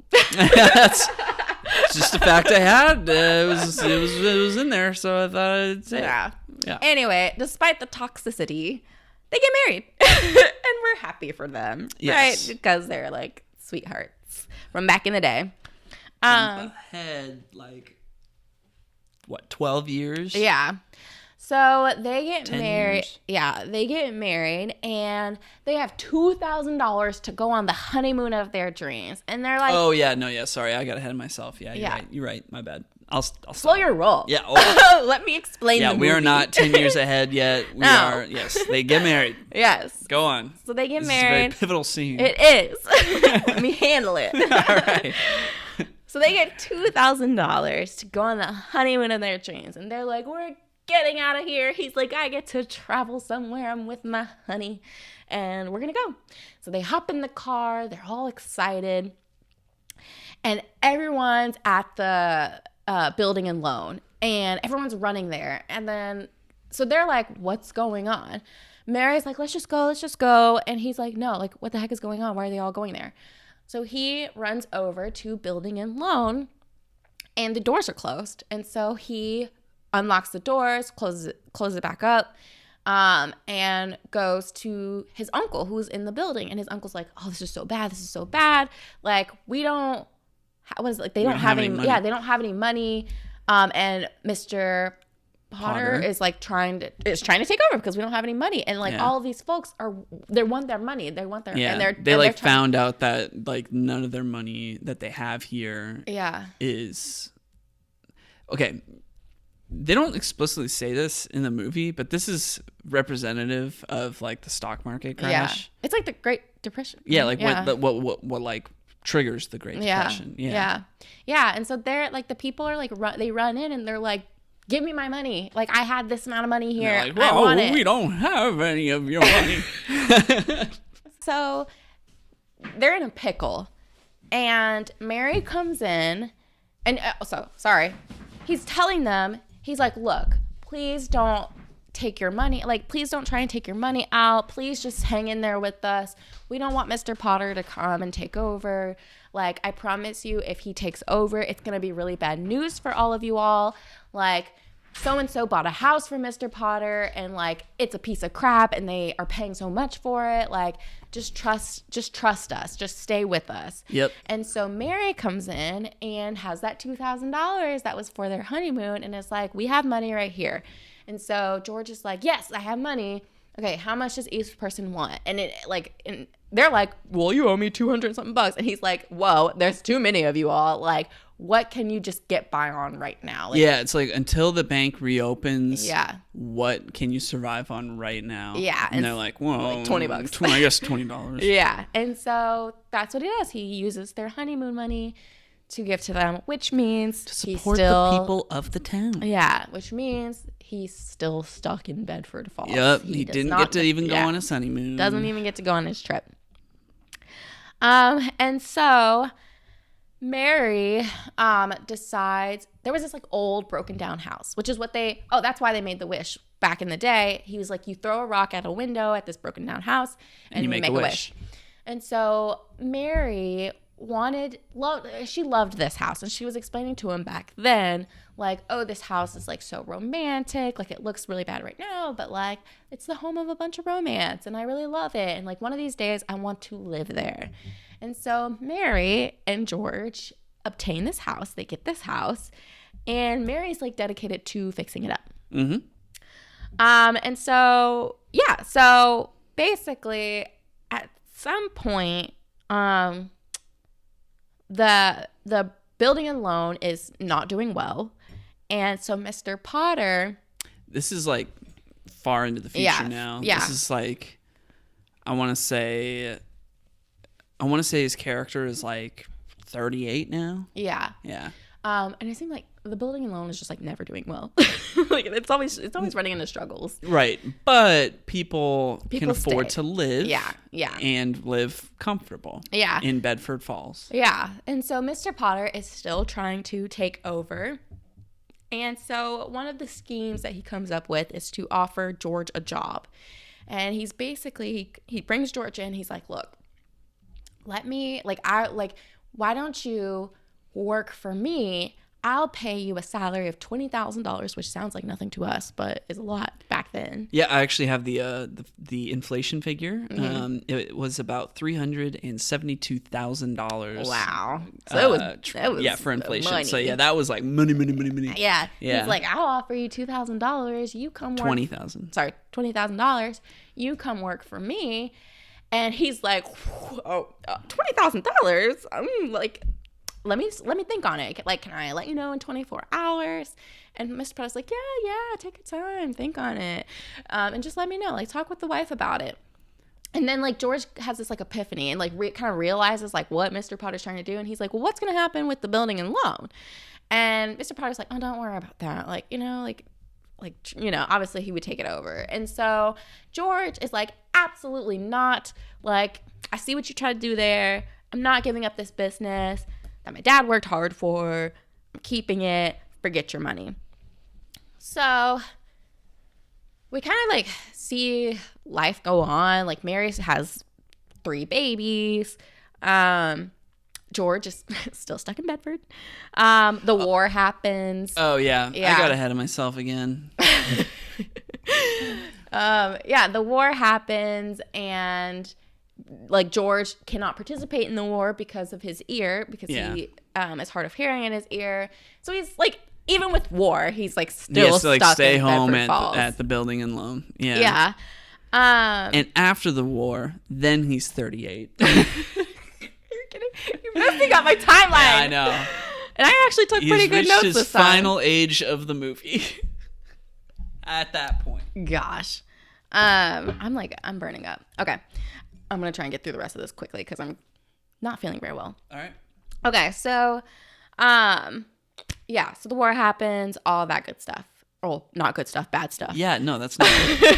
What are you talking about? That's just a phrase I say when I'm moving on. Yes. All of that bad stuff. All that stuff happens. Yes. So now, after the war, we're at the building and loan. They're doing business as usual. And the uncle who works there needs to deposit $8,000. He has it in an envelope. He's at the bank. And at the same time that he's running to the bank, what does he call it? The bank checker person? The bank.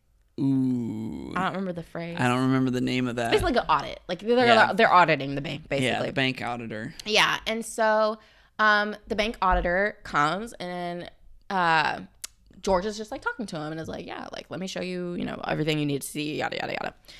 Well, while the uncle is at the bank, he is about to do this deposit, and he's like writing his deposit slip, and he sees Mr. Potter, and Mr. Potter's reading a newspaper, and on that newspaper, Harry, George's brother, had won the Medal of Honor for participating in the war. His acts of service in the war. Yeah, and so did something incredible, I guess. Yeah, and he's about to come back to town, and they're really pumped about this celebration they're about to have. And so the uncle's like trying to like rub it in Mr. Potter's face, and is like, look, like the Baileys are amazing. Like, look at what they've done. Look at what Harry's done. Like, you think you're gonna get over on us, and you're not, and all this stuff.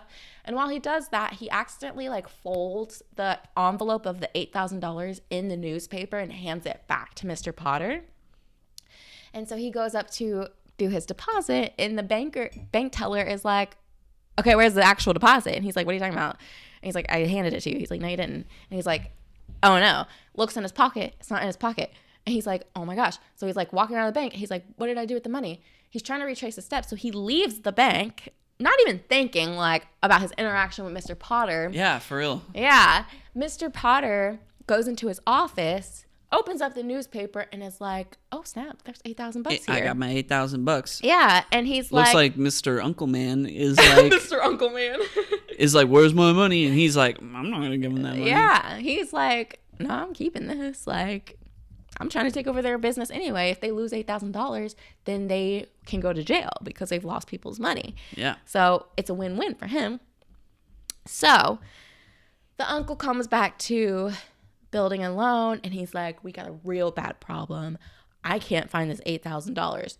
George is like, oh my freaking gosh, like, this is not what we need. Like, what do you mean you can't find it? We need to retrace all your steps. He's trying to go with the uncle to figure out where it is. They cannot find it anywhere.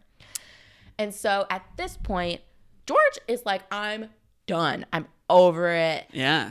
Like, I could go to jail for this. Yeah. He's like, somebody's going to go to jail and it's not going to be me. Yeah. He's like, I can't get out of this stupid town. This business is literally driving me nuts. Mr. Potter's driving me nuts. Now the uncle has lost his $8,000. I'm about to go to jail. And sorry, I think I said that twice. But he goes home and he's just a terror to the family. So he's just like being rude to all of his kids. His daughter's playing piano and he's like, literally, shut up. His other kid keeps asking how to spell stuff and he's like, stop asking me how to spell things. Like, stop. The other kid's just vacuuming annoyingly. He's like, I burped. And he's like, what are you doing? And Mary's like, why are you terrorizing the kids? And Mary tells him that their other daughter, sorry, they have 4 kids, tells him that the other daughter, Zuzu, is sick. And so he's like, why is she sick? And it's like, she wasn't wearing her coat or something outside or whatever. So the teacher calls the house to like check in with Mary of like, oh, how's she feeling? Like, I know she's sick. And he gets on the phone and he goes off on this teacher. He's like, what kind of idiot lets a child go out without her coat? Like, this is your fault. You're stupid. You're the worst teacher ever. Obviously, she's really upset. Her husband gets on the phone and is like, how dare you talk to my wife like that? And George is like, well, let me give her a piece of my mind. And it's just chaos. Mary is like, what is going on? What is wrong with you? Yep. So this moment here is why people start praying for George. The family, those voices we heard at the beginning of the movie, it's his children. People are worried about George. Yeah, they're very worried because it's not like him. He's so angry and so upset, and he storms off and goes to a bar. And while he has drinks at the bar, obviously, so he's getting a little... At Martini's. Yeah, he's getting a little tipsy. And Mr. Welch, which is the husband of the teacher he was on the phone with, comes in and decks him right in the face. Yeah, Mr. Welch just like happened to be there. Yeah. He's like, oh, who's George? He's like, Bailey. George, which Bailey? He was like, George Bailey. And he's like, boom. Yeah, just punches him. He's like, my wife cried for an hour. Poor man. Poor woman. So at this point, he's about to go to jail. He's just been decked in the face. Can't get out of the town. He's just like, screw everything. And so he drives his car, gets into an accident. 'Cause, again, he's a bit tipsy. He's had some alcohol. And this dude yells. The dude whose tree it was that he hit, he comes out and yells at him. He's like, my great grandfather buried that tree. Like, yeah. What the heck? Yeah. Yells at him. And so George walks over to a bridge. Trigger warning. He's thinking about jumping off the bridge because he's just like, what is life? Like, it's too much. And all of a sudden, a man falls into the river. It's just like spontaneous. And you're like, what was that? And the man's like, help, help, I'm drowning, help. So George dives in, just like he did for his brother a while back. Dives in, helps the man, saves him. And they, I think someone had witnessed that happen and lets George and this man come back into like his house. Off. Yeah, or warm up, I guess. Yeah. So yeah. And the man is like, I'm Clarence, and I jumped into the water to save you. And George is like, what are you talking about? Mm-hmm. Like, I saved you. He's like, nope, I saved you. I'm your guardian angel. And what's his? Sorry, I just like my Clarence? brain blanked. George. George is like what? Like, what are you talking? Like, yeah. He's just like so. George is in disbelief. Yeah, he's just like, no, that doesn't happen. That doesn't exist. And George is still very distraught, and he's like, I feel like things would be better if I didn't exist. Like, all this bad stuff keeps happening. I can't get out of town. Like, none of this would be the case if I just was never born. And Clarence, he's trying to earn his angel wings, and he's like, how do I help this man? How do I like get him to see how great he is? And so he's like, oh, you wish you'd never been born. Well, let me show you life what life would be like if you had never been born. So he does this little like boom magic. And so George leaves the little house that they're in, and Clarence follows. And his car's not there. He's like, where the heck is my car? And so the guy whose tree it was that he yelled at him before, George is like, where's my car? Like, I hit your tree. And the dude's like, I don't know who you are. Like, what are you talking about? You didn't hit my tree. Like, what are you talking about? And he's like, yeah, I did. And this guy tells him that they live in Pottersville. And he's like, no, this is Bedford Falls. And the dude's like, I know where I live. This is called Pottersville. Mm-hmm. And so George is like, what is going on? He's like, well, let me go back to the bar. Back to, what was it called? Martinis. He's like, let me go back to Martinis. Martinis is now called Nick's. And he goes into the bar and he's talking to the bartender, Nick. And he's like, I need to talk to Martini. And Nick is like, what are you talking about? Like, who, what? Yeah. And he's like, why do you keep calling me Nick? Like, I don't know you. You're just random man. Like, why are you talking to me? And George is like, what is going on? Why are people acting like this? Why is everything different? Yes. And Clarence is like, because you weren't born. Yeah. And he's just like, it's like, not getting no, through his head. that doesn't make any sense. Yeah. And so he's not getting it through his head. And so to kind of speed things along, George goes through the town. The town is completely different. Now it's a bunch of bars and nightclubs. People are just like, the people that he was really close to like all seem to be in a worse place. Like there's a friend of his named Violet, and she's like getting kicked out of a bar for some reason. I don't remember why she was getting kicked out. Mr. Gower walks into, I guess Mr. Gower is like homeless, and he walks into Nick's and they like throw him out, and they're like, he poisoned a kid 20 years ago. Yeah, he was in jail for the past 20 years. Like, we don't want him here. And he's like, what the heck? He tries to look for his wife, Mary. Mary is like a librarian, and he scares the heck out of her. And she's like, this man keeps following me. And like, I don't know why. So everyone's just like doing significantly worse. Yeah. Everything is wrong. Yeah. And he's starting to see like the impact he's had on everybody by being alive. And how keeping this building and loan open. Exactly. Like, he's actually helped so many people, and he's been doing really good work. And so he comes to that realization. Clarence is like, all done. Like, you finally see. And he like brings it back to reality, back to like, you know, what it was before. And so George is like ecstatic, because he's like, yay, I'm back, and like people remember me, and like I gotta go find my wife and kids. I don't care if I go to jail. I'm just happy that I like have lived this great life and I've had this impact on people. Yeah. And it wasn't all for nothing. And like I thought it was a bad life, but it's actually a wonderful life. Yeah. And that's the name of the movie. Yes. He's like running down the street, and he's like, Bedford Falls. Yeah, he's like, Merry Christmas, everyone. Merry Christmas, building and loan building. Yeah. And so at his house waiting as the bank auditor and the police, because they now have to arrest him because he's lost $8,000. That is people's money. And Mary runs in, and she's like, I've been looking for you everywhere. Hold on. Like, don't move. I have, people are coming. And he's just like, what? And so she brings in all the people from the town, and they all pitch in the money that they have to give the bank money, because they had lost $8,000. And so like with this money, they say he's like the richest man in the town, and it like saves the business. He doesn't have to go to jail. It saves the town. Yeah, it saves the whole town. And of course, at the end, the little girl. So there's a saying that Clarence says. It's like, every time you hear a ding, an angel's getting its wings. And so he's like holding his little daughter Zuzu, and a bell rings. It was like on their Christmas tree or something like that. Yeah. And she's like, every time a bell rings, an angel gets its wings. And it's like, woo, that's the end of the movie. Well, he's like, oh yes, that's true. An angel does get its wings. Yeah. So all is well. It's a happy holiday. He's not an angry, bitter man anymore. And it's, everybody, the whole town, it's very heartwarming.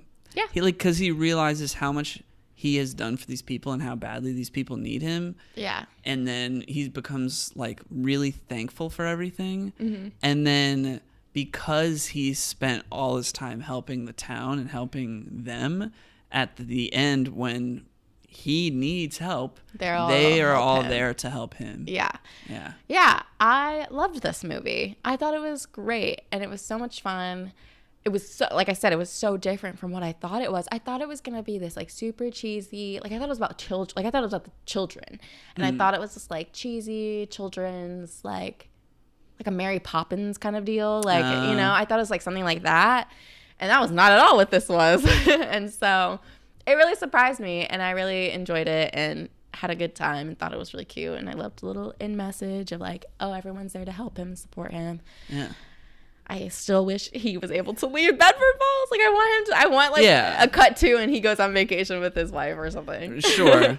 but the whole point of the movie is like, despite him not having gotten to go and like live his dreams, he ultimately has lived a very wonderful life. Yeah. And helped other people live wonderful lives as well. Yeah. So yeah, that was the movie. I feel like I'm like on the verge of passing out. Well, I feel like I'm so delirious right now. Sorry, honey, but that's okay. Go ahead. I got fun facts. Yeah, go ahead. So, despite, you know, the climax of the movie takes place during like winter time, around the holidays. So, the effects department actually won an award for the development of a new, quieter type of film snow. Wow. For this movie. Traditionally, the type of like snow that people used was like loud, I guess. Like, it was like pebbles. I don't know what it was made out of, but it was loud, and they would have had to dub over everybody's dialogue if they had used that snow. Yeah. And they were like, they don't want to do that. So the effects department developed this like new, lighter, quieter snow. Trademark. And they won an award for that. Nice. We needed that quiet snow. Right. And now we still use quiet snow. Yeah. This was ranked as the #1 most inspirational movie of all time by the American Film Institute in 2006. Wow. Yeah. Which doesn't surprise me. I mean, it's 2006, but like, yeah, this is a very inspiring movie. I've only seen it twice, and it's like, it's a tearjerker. Like inspiring in the sense of like being grateful.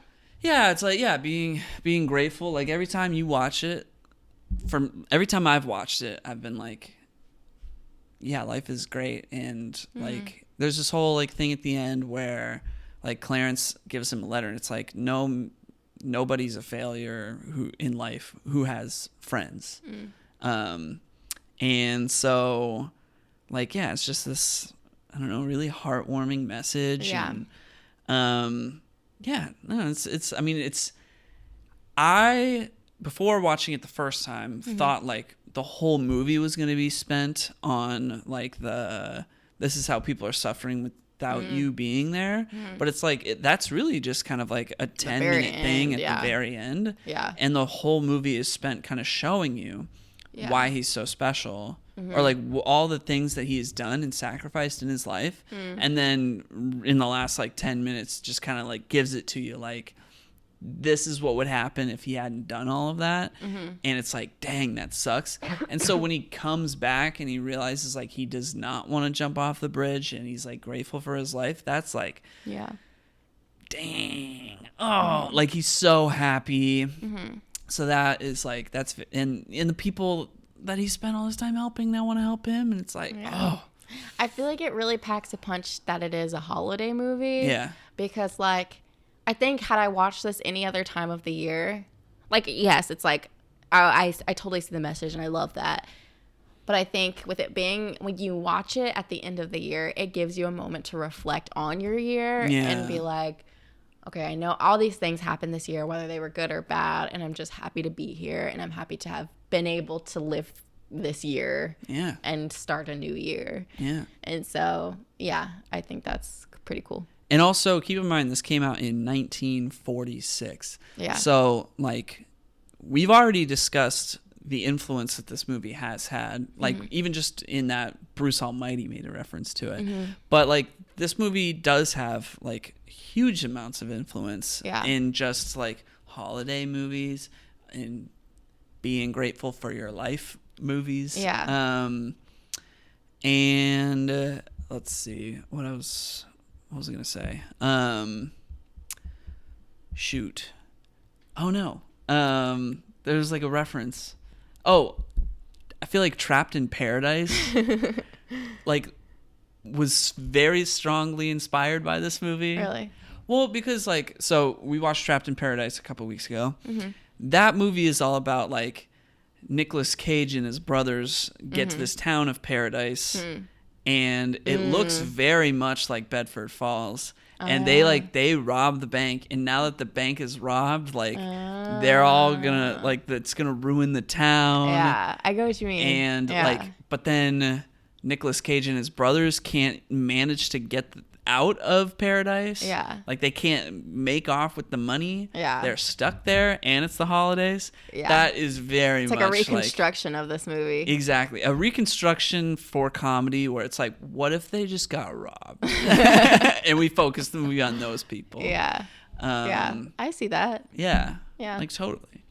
So there's that. Let's see. So some interesting facts about this movie. So yeah, Jimmy Stewart was 38 when this movie came out. So at one point he's playing a 21-year-old. And I was like, this man is 50. Super not convincing. Yeah. But by the end of the movie, his character, I believe, is supposed to be 38. I feel like people back in the day seemed much older at a younger age than like us. Yeah. Like I feel like we were like baby. I feel like we're still babies. Yeah. But yeah, like you look at an 18-year-old now and you're like, you're 13. Well, I don't know. I feel like it's just our generation, because I feel like the generation now, they like look older than they are. Not behavior wise, I don't feel that, but like the way that they like visibly look. Wait, I think people are like, 18-year-olds now look older or younger than they did back then. What's your stance? I'm separating the generations. So you have like back then. Yeah. You have us who are like millennials. Yeah. And then you have like your Gen Z. Yeah. Right? To me, like way back in the day, they felt like they were like older than what their age was. Like they felt like adults when they were like 16. Right. And just like the way that I like view them. Right. I feel like we are like in our 20s, 30s, but still feel like we're like 18 in like the way that we present. And then this Gen Z, I don't know if it's like because of like trends, makeup, things like that, the way that they're like dressing. Like think about middle school, how we were in middle school versus how they are in middle school. Right. They're like teenagers in middle school. We were like wearing Aeropostale Bermuda shorts and like that's where the fashion is. Yeah, we were just like, we were such babies. Yeah. It feels so different. Well, it's like, okay, back when this movie came out, It's a Wonderful Life. Yeah. Everybody was just wearing suits. Yeah. Everywhere you go, things were like still super formal. So it was like, and people were having families at a really young age. Yes, people were having families at a really young age. The baby boomer generation, post World War II. Yeah. Yeah. Yeah. And now it's like we got a whole generation that just like has been online all the time, but also like I guess fashion has caught up with like, I don't know, a good place. Yeah, they're very trendy. Yeah. So now like I feel like, yeah, I mean the youth today, this is where we are. The youth today are like maturing faster in the I guess like type of content that they consume than they probably should be. Yeah. But if you show me an 18-year-old today, I feel like they look way younger than if you pull up like a black and white photo of like, you know, somebody. Like I've seen a picture of my dad when he was 18. Yeah. And maybe I'm just biased because he's my dad and I know what he looks like older now. Older. Yeah. But I look at that picture of him then and I'm like, that is like a 30-year-old man, you know? Yeah. But he's like got the suit on and it's like in black and white. So maybe that like plays, you know? But it's weird. Like, I feel the same. Like my parents, it's like they seemed so much older when they are like in high school, like you showed me a picture of them in high school and I'd be like, oh, Right. that's like you in college. I'd be like, no, that's me in high school. Right. I'm like, whoa. But like Yeah. even I'm 29 now. If I look Yeah. at today's 22-year-olds, Yeah. I'm like, oh, I feel like I was so much older than that when I was 22. But I think probably not. I've recently reflected on what I was like when I was 22, and I'm like, you know what? I really Just kidding. I really was nothing. I don't know. It just feels. I think especially those like middle school years. Like, Yeah. I love those memes. That's like me when I was in middle school versus like the middle schoolers now. And you're just like, dang. Like, I think we just happened to live through some of like the peak cringe years of just like general style. Yeah, before like when we were in middle school. Yeah. Yeah. And you're right. I mean, like internet and things like that, having access to like social media and things like that, it has like such a big influence because we didn't really have that during those years, and so we're just winging it. But you go back to the Jimmy Stewart times, and it's like Suits. Yeah. And everybody just inherently looks well put together. Yeah. At a younger age. Yeah. Is it just like, what's up with that? Is it the less variety of That's clothing? what I'm thinking. I'm like, is You it know? just like, because nowadays, like fashion is like inspired globally. Like, you know, like we like look at Paris Fashion Week. That's going to influence what we wear in like America or whatever. You know, like, like there's just, we have such an expansive, like, such expansive resources to like pull inspiration from versus back then where I think you like, it was like what's practical, what's affordable, and what's like the cultural norm. Yeah. Well, society is really like globalized in the last 100 years. Yeah. And yeah, I mean, as things have progressed, the culture has grown less conservative about just like things in general. That's true. And, you know, like you compare today to then, it's like, yes, they're comparatively very conservative about like sexuality, like we talked about earlier. Yeah. And it's like, yeah, you're going to your graduation, like you got your 3-piece suit with like a coat on top of that, you know? Yeah. And it's like, I don't see anybody wearing coats like that these days anymore. Yeah. Some people do, and then you're like, they're an old soul. You're right. right. Yeah. So, Wild. What was the original point? I don't know. I was talking about age. Yeah, no. He plays a 21-year-old as a 38-year-old, which, you know what, would never happen today. But like, Andrew Garfield played like a 17, 18-year-old Spider-Man when he was 28 years old. I was just gonna say, but 38 to 21. Yeah, that's a little rough. It's like when remember when that like whole thing about Dear Evan Hansen came out and everyone was like, why is he playing like a high schooler? Yeah. I don't know, but I mean he played I feel like he played a high schooler in The Politician and it looked really great. But another person, I feel like Spider-Man, they do this all the time. They always have someone older play a younger character. Like in the Tom Holland one, the like black girl that what's her name? Laura. I don't remember her name, but I know exactly who you're talking about. Like she was like almost in her 30s playing, you know, a 17-year-old. Granted, black don't crack. So oh my god, we forever look young. Fair enough. No, but yeah. So I feel like it happens sometimes. Yeah. It just depends. What happens? Like older people playing younger characters. Well, yeah, I mean that's like successfully playing younger characters. Yeah, fair enough. I would say Jimmy Stewart as a 38-year-old man playing a 21-year-old, maybe not so successful. Yeah, I was not successful. Especially, we watched the version of the movie that we watched was in color. Mm-hmm.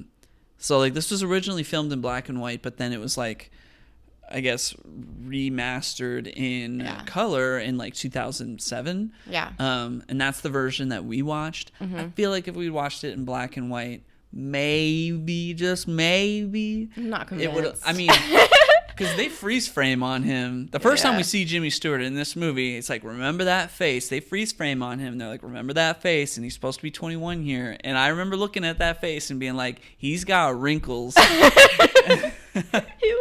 Like he's lived life. Yeah. He's got his little laugh lines. Seen some things at the age of 21. Yeah. Yeah. That's funny. So. What is that? I don't know. Is it raining? Oh, it must be raining. Yeah. Anyway, some other fun facts that I had, and I think this is kind of this is a fun thing to point out.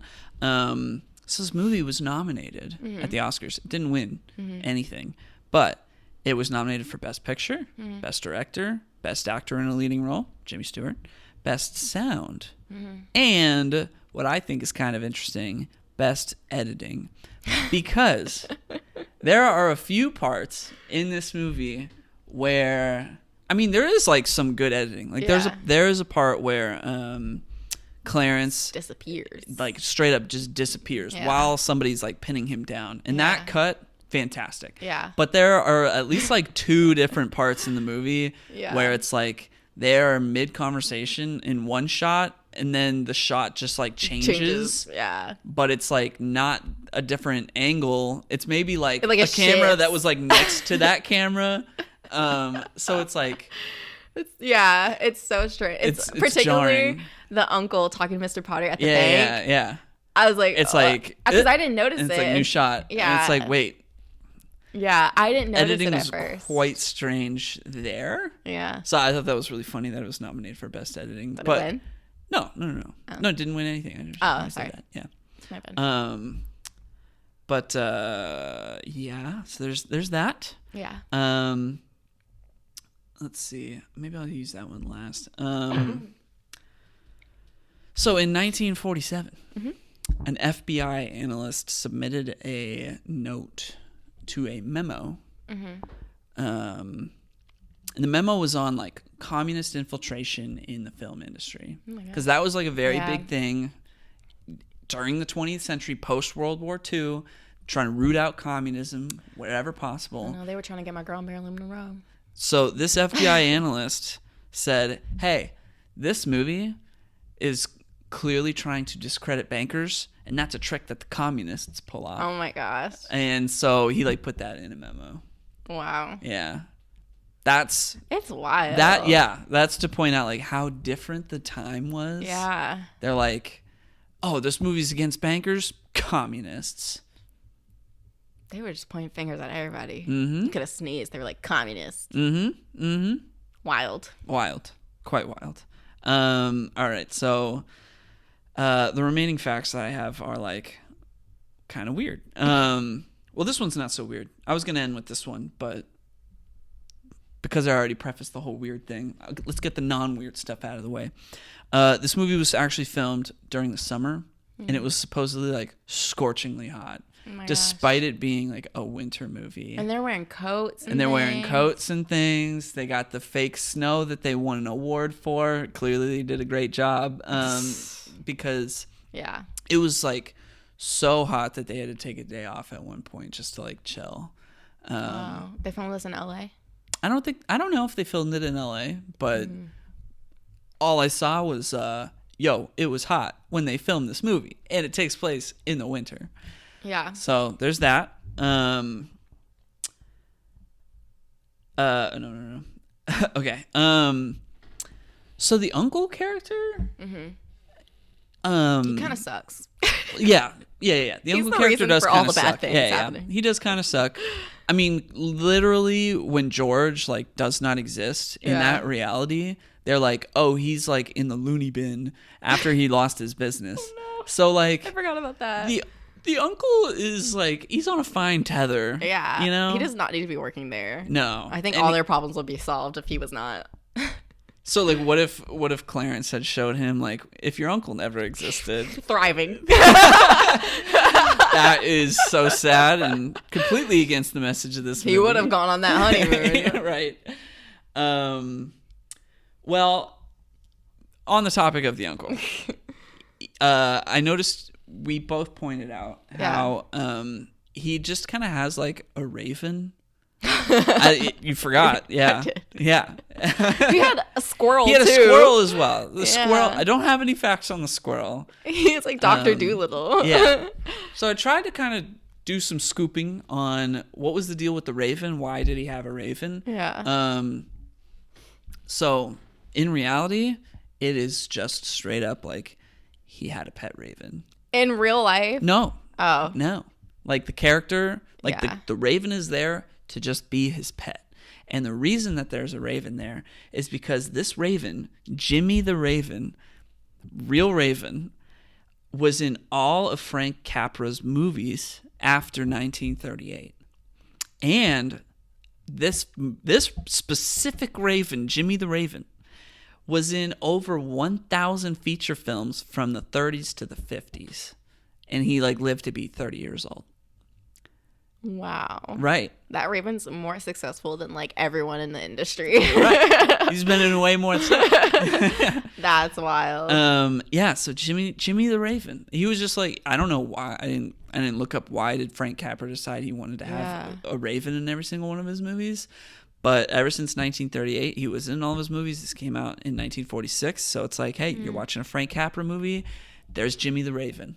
I mean, I love a director who has like a thing that they do. Yeah. That's strange. I don't know about the squirrel, though. No facts on that squirrel. Yeah. It was like a real squirrel, too. But yes, I mean...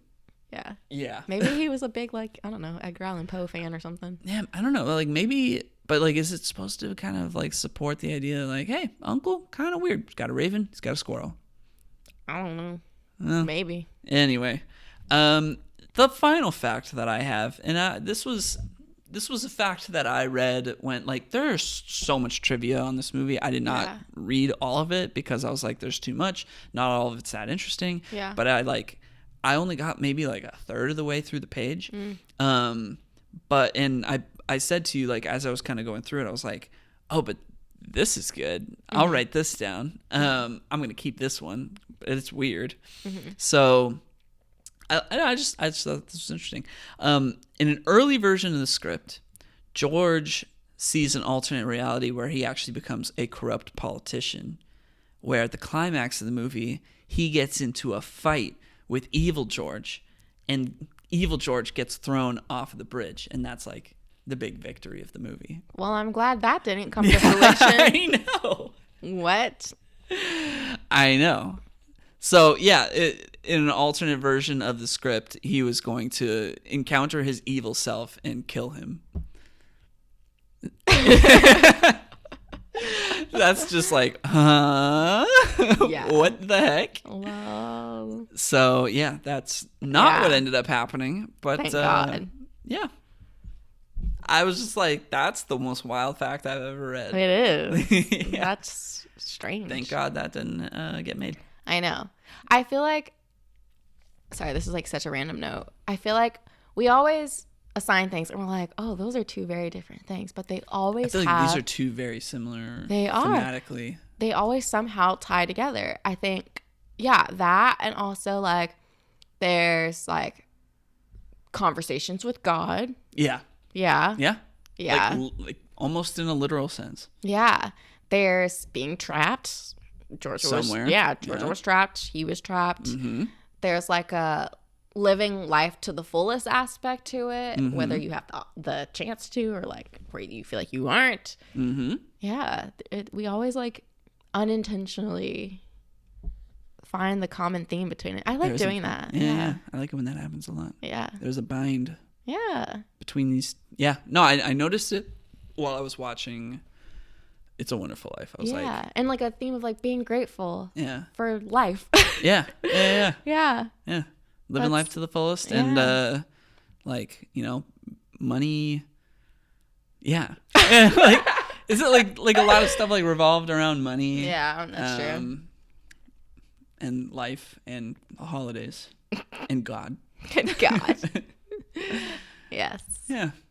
That was fun. I like those two movies. Yeah. I don't know if we're going to have video.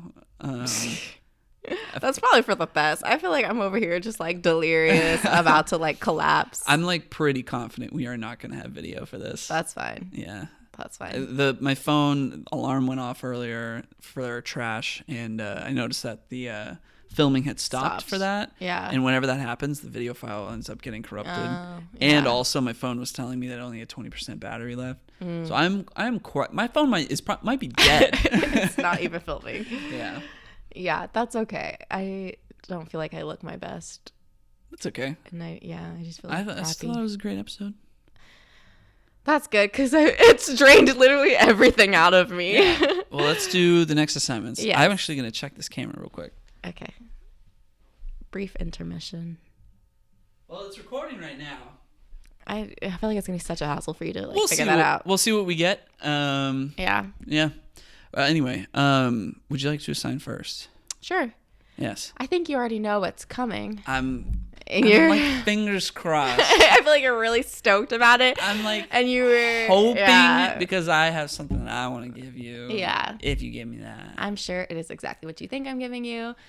Since we have 2 weeks and we're going on a long plane ride, it's the perfect time to give you my favorite book of the year. Tomorrow and tomorrow and tomorrow. What? You were literally, we were at Target and you were like, I mean, I'm just seeing if they have tomorrow and tomorrow and tomorrow. And I'm like, oh my gosh. You were so not subtle with things. What were you going to give it to me? I was planning on giving it to you literally from the jump. Okay. Because I was like, if I'm going to assign this, I wanted to give it to you because I love this book and I know you would love it. And I was like, I have to do it at a time where we have the most time because I'm going to want you to read quite a bit of it. And right. I already knew Christmas was the only time that would be able to happen. So yeah, that was my plan. All right. Well. And also potentially might have a special guest when we talk about it. What do you mean? Flannery really wants to hear what you think and talk about it with you. So she might come. Okay. We'll see.